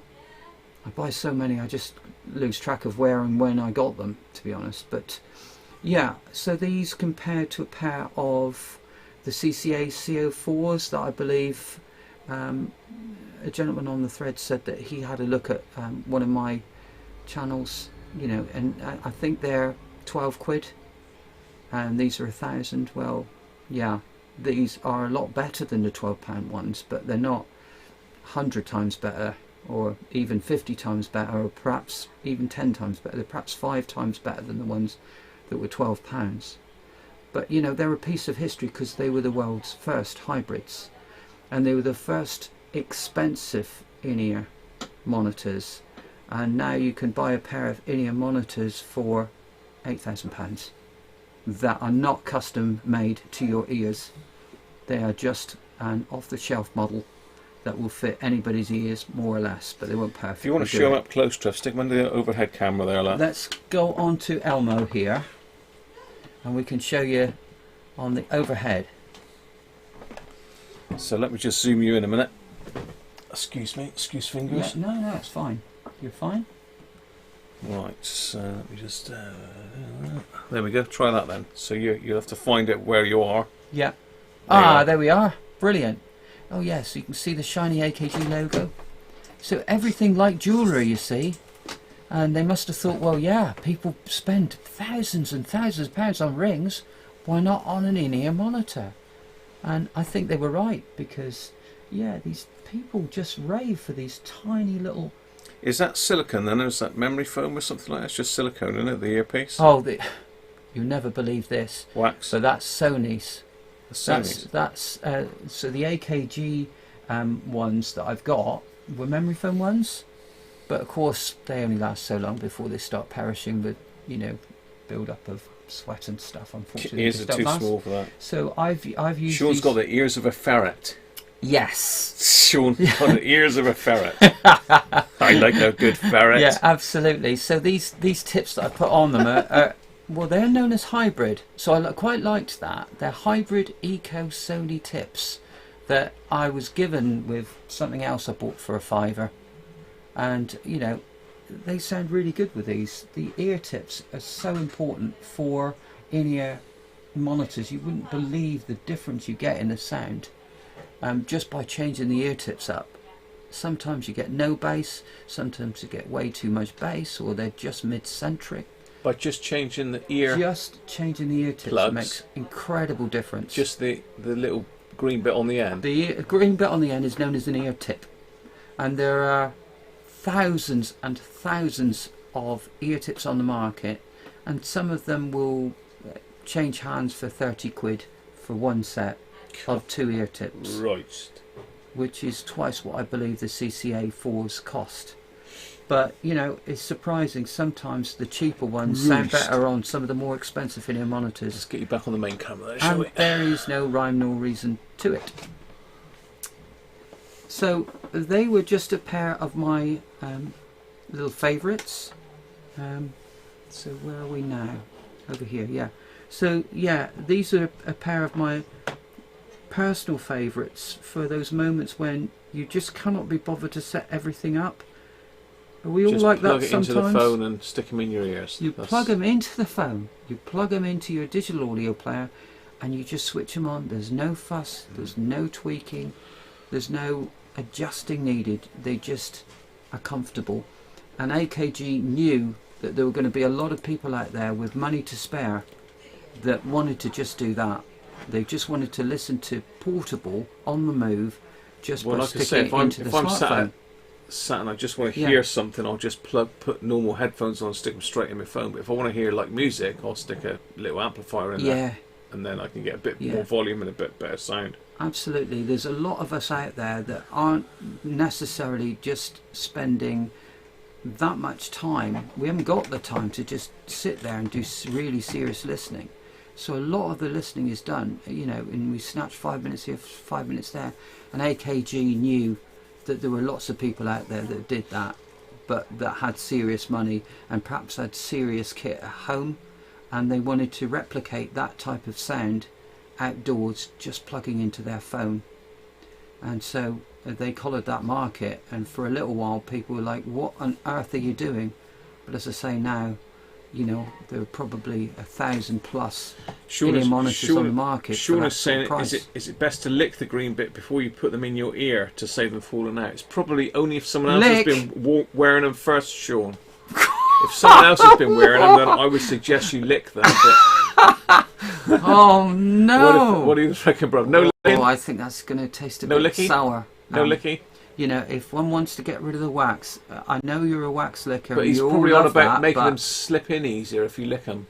Well, what about a bit of chip fat or a bit of butter? Bit of butter, Sean. I think I'll do it, boy. Well, you know, stick a bit of butter on it. You can honestly, you can get silicone material, and I've got some. You've got, it's called easing gel, and it's for ears. And it's probably more hygienic than licking them and putting them into your ears. Sean just wants to lick it all. Yeah, he's a licker. He loves to lick it. If in doubt, lick. But I've got some ointment stuff that's good for certainly for the custom in-ear monitors, because they are like microns, you know, difference between being really uncomfortable and perfectly comfortable. So that type of gel can really help with that stuff. So, well, Danish Nate is saying he used 8kg microphones for on stage there. Yeah. And he's also said rare earth magnets. Yeah. Don't tempt him. Bit of beef dripping. Yeah. Well, I mean, I can't remember quite what rare earth materials. Vaseline. That Vaseline would work. That might block the hole up, George. Yeah, Vaseline's very good for the marathon running. Sean is asking, have you got a link to the gel? I could certainly find a link to the gel. Yeah, but as I say, that's far more hygienic than licking them. But you know, I wonder whether licking them is going to, you know, make people feel better anyway. If you do a Google search on it there, then yeah, we'll see if we can find you the gel. Right, here we go. Right. So let's have a think about which ACS for one. They were the custom in-ear monitor people. And they're the ones that do the gel, aren't they? Well, yeah. Right, we want the gel. Yes, I know, but presumably you don't have to spend 500 quid on a pair of custom in-ears, and they'll do this separately. In-ears would be easing gel. Do you think? Easing gel. Do you think? Not easy. No, that's NWA, isn't it? Right, ACS Comfort Cream, 3 quid. There you go. How about that? Where are we? ACS Comfort Cream. Comfort Cream. Hang on, let's get that on stage. Let's get it on. Let's get it on screen. Yeah. Yes. Where's screen cap? There. Yeah. Cube. Yeah, and honestly, for custom in-ears, it's amazing. But for anything else where your ears are uncomfortable because you haven't got quite a perfect fit, this takes it from an uncomfortable fit to a really comfortable fit, and it's 3 quid. And it lasts for years. Cream. Comfort Cream, yeah. Honestly, it's a real thing. Does it do for chafing too, boy? Can you do it for chafing? It's rather expensive for chafing. For chafing, it's Vaseline all the way, isn't it? But yeah, Comfort Cream for little ears. I don't think one's supposed to be putting, you know, saliva into your ears. That could cause some issues. Crossbob licks all things licks things all day. His job to tell if they're good. Right. Or not. Yes, that's lovely. But I don't know if my audiologist wouldn't like the fact that, you know, I'd be recommending you to be doing that. So yeah, ACS Comfort Cream. There you are. Don't say I didn't tell you. There you are. Back in the room. Back in the room. There you go, Sean. Let's sort you out, mate. Get some of your cream. Yeah, Bob, where's this going? Bob thinks. And Jeff's saying a bit of denture fix. You know, it's got to go down there. It's that time of day, isn't it? It's always going to go down there this time of day. No. Let's put these away in their little pouch. And as I say, it's really posh stuff. And I don't think I've ever seen any that come in this sort of finish either. These are the only people that decided to do it this way. Very neat. Yeah, it's lovely. And they sound good as well, I take it. They do sound amazing. Absolutely amazing. But like I said to you, the law of diminishing returns say, you know, they're not going to sound that much better than a pair of case, though. It's well £100 put together, ones. that. Yeah. It's always a fun trying to work out how to wrap the and headphone wires obviously around, isn't it? Yeah. Cables. Yeah, but this Quite one's nifty. not quite so bad because, as I say, they just wrap around. Wrap around. Yeah. And they go very, very Out of loud, as you stock. can imagine. You'll have to Google it, Sean. See where else. Yeah, I mean, says it. yeah, I would have thought people called Snugs. Snugs would be another one. Just wondering if Snugs. if They Bob do a lot. is Bob a fish licker. Cross Bob. I don't know. Cross Bob's causing us all sorts of problems in here. Do you want to swap back then? Yeah, absolutely. Yeah, what's out of there? What's out of there? Yeah. He's not sure about the fish licking. I don't know. He's not sure about the fish licking Crikey, situation. I'm bad enough with radios without Not going sure about into... the fish licking. No, I can't. Yeah, that light's not great. I'm over no there. expert That's on better. that. I'm sorry. Right, well, we are going to finish up a little bit earlier than usual today, people. Well, yeah, because he's got visitors, you see. Our good ladies are downstairs waiting for our presents. Yes. Not as in giving them presents, presents. No. And I'm sure they're going to want to do a bit of drinking and listen to a bit of music. So it's about time we got the they love listening to the Advent calendar up, Trav. Have you got one of these? No. No. Look at the size of that thing. It's frightening. No, we're not on about that again, are we? Oh. We were on about This is nothing Dom's. to do with the one that I caught earlier. We were on about Dom's lamp limiter earlier. Right, let me just get some cameras sorted out here. Let's find out. So what we on? 19, is it? Yeah, 19 all day today. Right, where's 19 then, people? Can you see it? Can you see it, Trev? 19. It's nowhere near 20, I can tell you that. No, it's random, very isn't it? disappointing. These things are sent to try us, aren't they? 19 in the middle at the bottom. Oh, Trev spotted it. Oh, that's a weird double door job. Down here, did we get that? Has Benji got that? Time for you to go. Capture Trev and love you.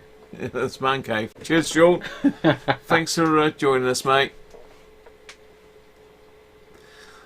Doug is saying, where else can you learn about radio restoration and ear lube in the same day? That's random. I didn't expect us to go down there, really. No, that wasn't the road that I wanted. We got it. Particularly travel down, but Bob's a fish kisser as well. Bob 4Js. Is he? Bob 4Js, yeah, he loves it. Fantastic. Yeah. No tongues though, Bob. Hopefully. Hopefully there's no tongues. You be careful kissing them fish, because no I know tongue. a guy who almost died kissing a fish because it went straight down his gullet.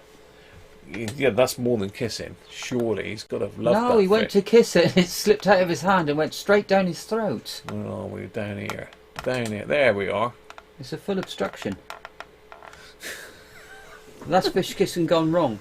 Yeah, that's extreme fish kissing. Yes, it was Right. an extreme fish. Let's change the subject now. Let's get on to number 19. No, 19. Oh, hang on. What's in here? No way. We've got a spanner in the works. It's a Joker. We're a Joker. That's a bit fancy, isn't it? Yeah. Look at that. Yeah. That is very nice.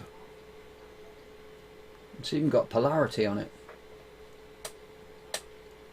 Not quite sure what. But I've never seen anything like that before. That's how does that work then? It's getting on the bench. Yeah, absolutely. Not many to go now. That's 19 gone. Yeah. It's only up to 24. Let's get down on the bench and have a look at this then. This is a bit unusual. It's obviously a spanner. If I can get the camera to stay still, that'll do. So it's obviously a 10mm and an 8mm, but it's got this sort of serrated edge, and then it's got a Torx. It looks like, is this piece replaceable? Yeah, on the inside it's got this I don't know what you call it. Really, it's very unusual. So I mean, it looks like it'll grip a nut like mad, really. Very interesting. The same on the other end with this 8mm one. So we've got like this piece here with a Torx screw in the middle of it. It looks like it's interchangeable. Maybe if it gets worn you can replace it. I don't know. It looks like that way, but on the other side is this sort of cutaway section. Very strange. I don't know.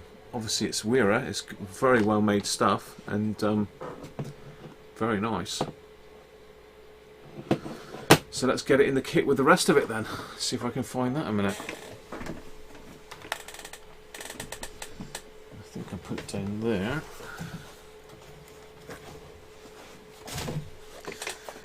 So this is the story so far, Trev. I don't think you've watched the streams, have you? You not managed to catch afraid I've just been so busy. Trev works for the ambulance service, and as usual this time of year they're always run off their feet. So that's what I've got so far in that out of that calendar. Wow! Look at that lot. Yeah, that's brilliant. That's amazing. So I reckon this spanner must sit in this spare place here. QVC advert. Magnet to hold the nut in place. Is it a magnet? It could be. Let's have a look. No, it's not. It's not magnetic. Let's make sure that is a magnetic screw. Yeah, that's a magnetic screw. But no, it's not a magnet. Don't know. I'll have to look them up. So it's a Weira Joker, or they probably pronounce it Joker or something like that, do they? In German. Lovely spanner. I wouldn't mind a set of those, to be fair. It looks like this is the only one though. That's a shame. Got to go in there, isn't it?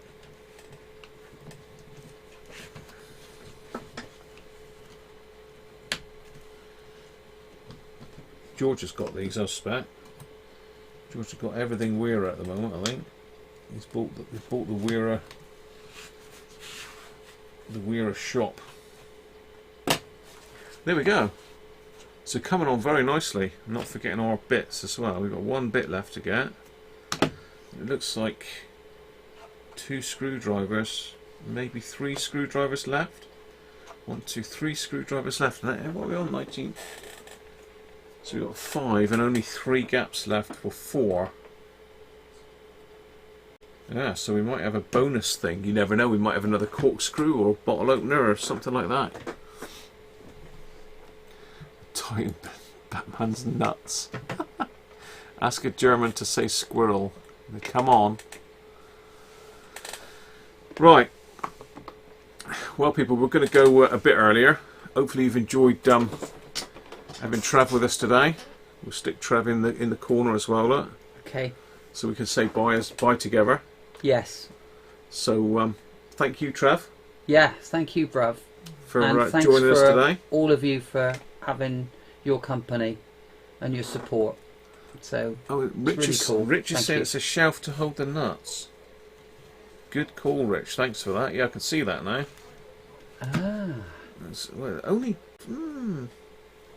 Only just hold a nut, I think. But yeah, I can see that. So if you hold it one way up, it'll hold the nut, and if you turn it the other way, it'll just drop out. That's clever. Clever. Thanks, Rich. So there you are. I hope you've enjoyed that today. It's been a little bit different. I've messed up that camera now. Never mind. I got me reindeer shirt on. Bruv's kindly put his best Christmas jumper on. Yeah. A bit warm in that. I am sweltering in it, to be honest with you. All this electronics here. Yeah. Yeah. So cheerio, people. And don't forget, check Trev's channel out. I'll put it in once more for those that have just joined. He says. Yeah, by all means, if you want to have a look at it, you never know. You might find something of interest there. So I'll stick his thing in once more. So cheers, people. Catch you tomorrow. I don't know what it's going to be yet. We've got a few things to finish off. We've got the dance set to finish. We've got the Hacker Mini Herald to finish. I've got to get my Christmas challenge done before Christmas Eve, so I haven't got a lot of days left to do that.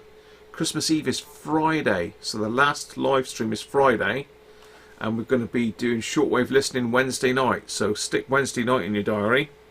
Don't miss that out. And next Friday will be the giveaway special, where we give away everything that's been very kindly donated.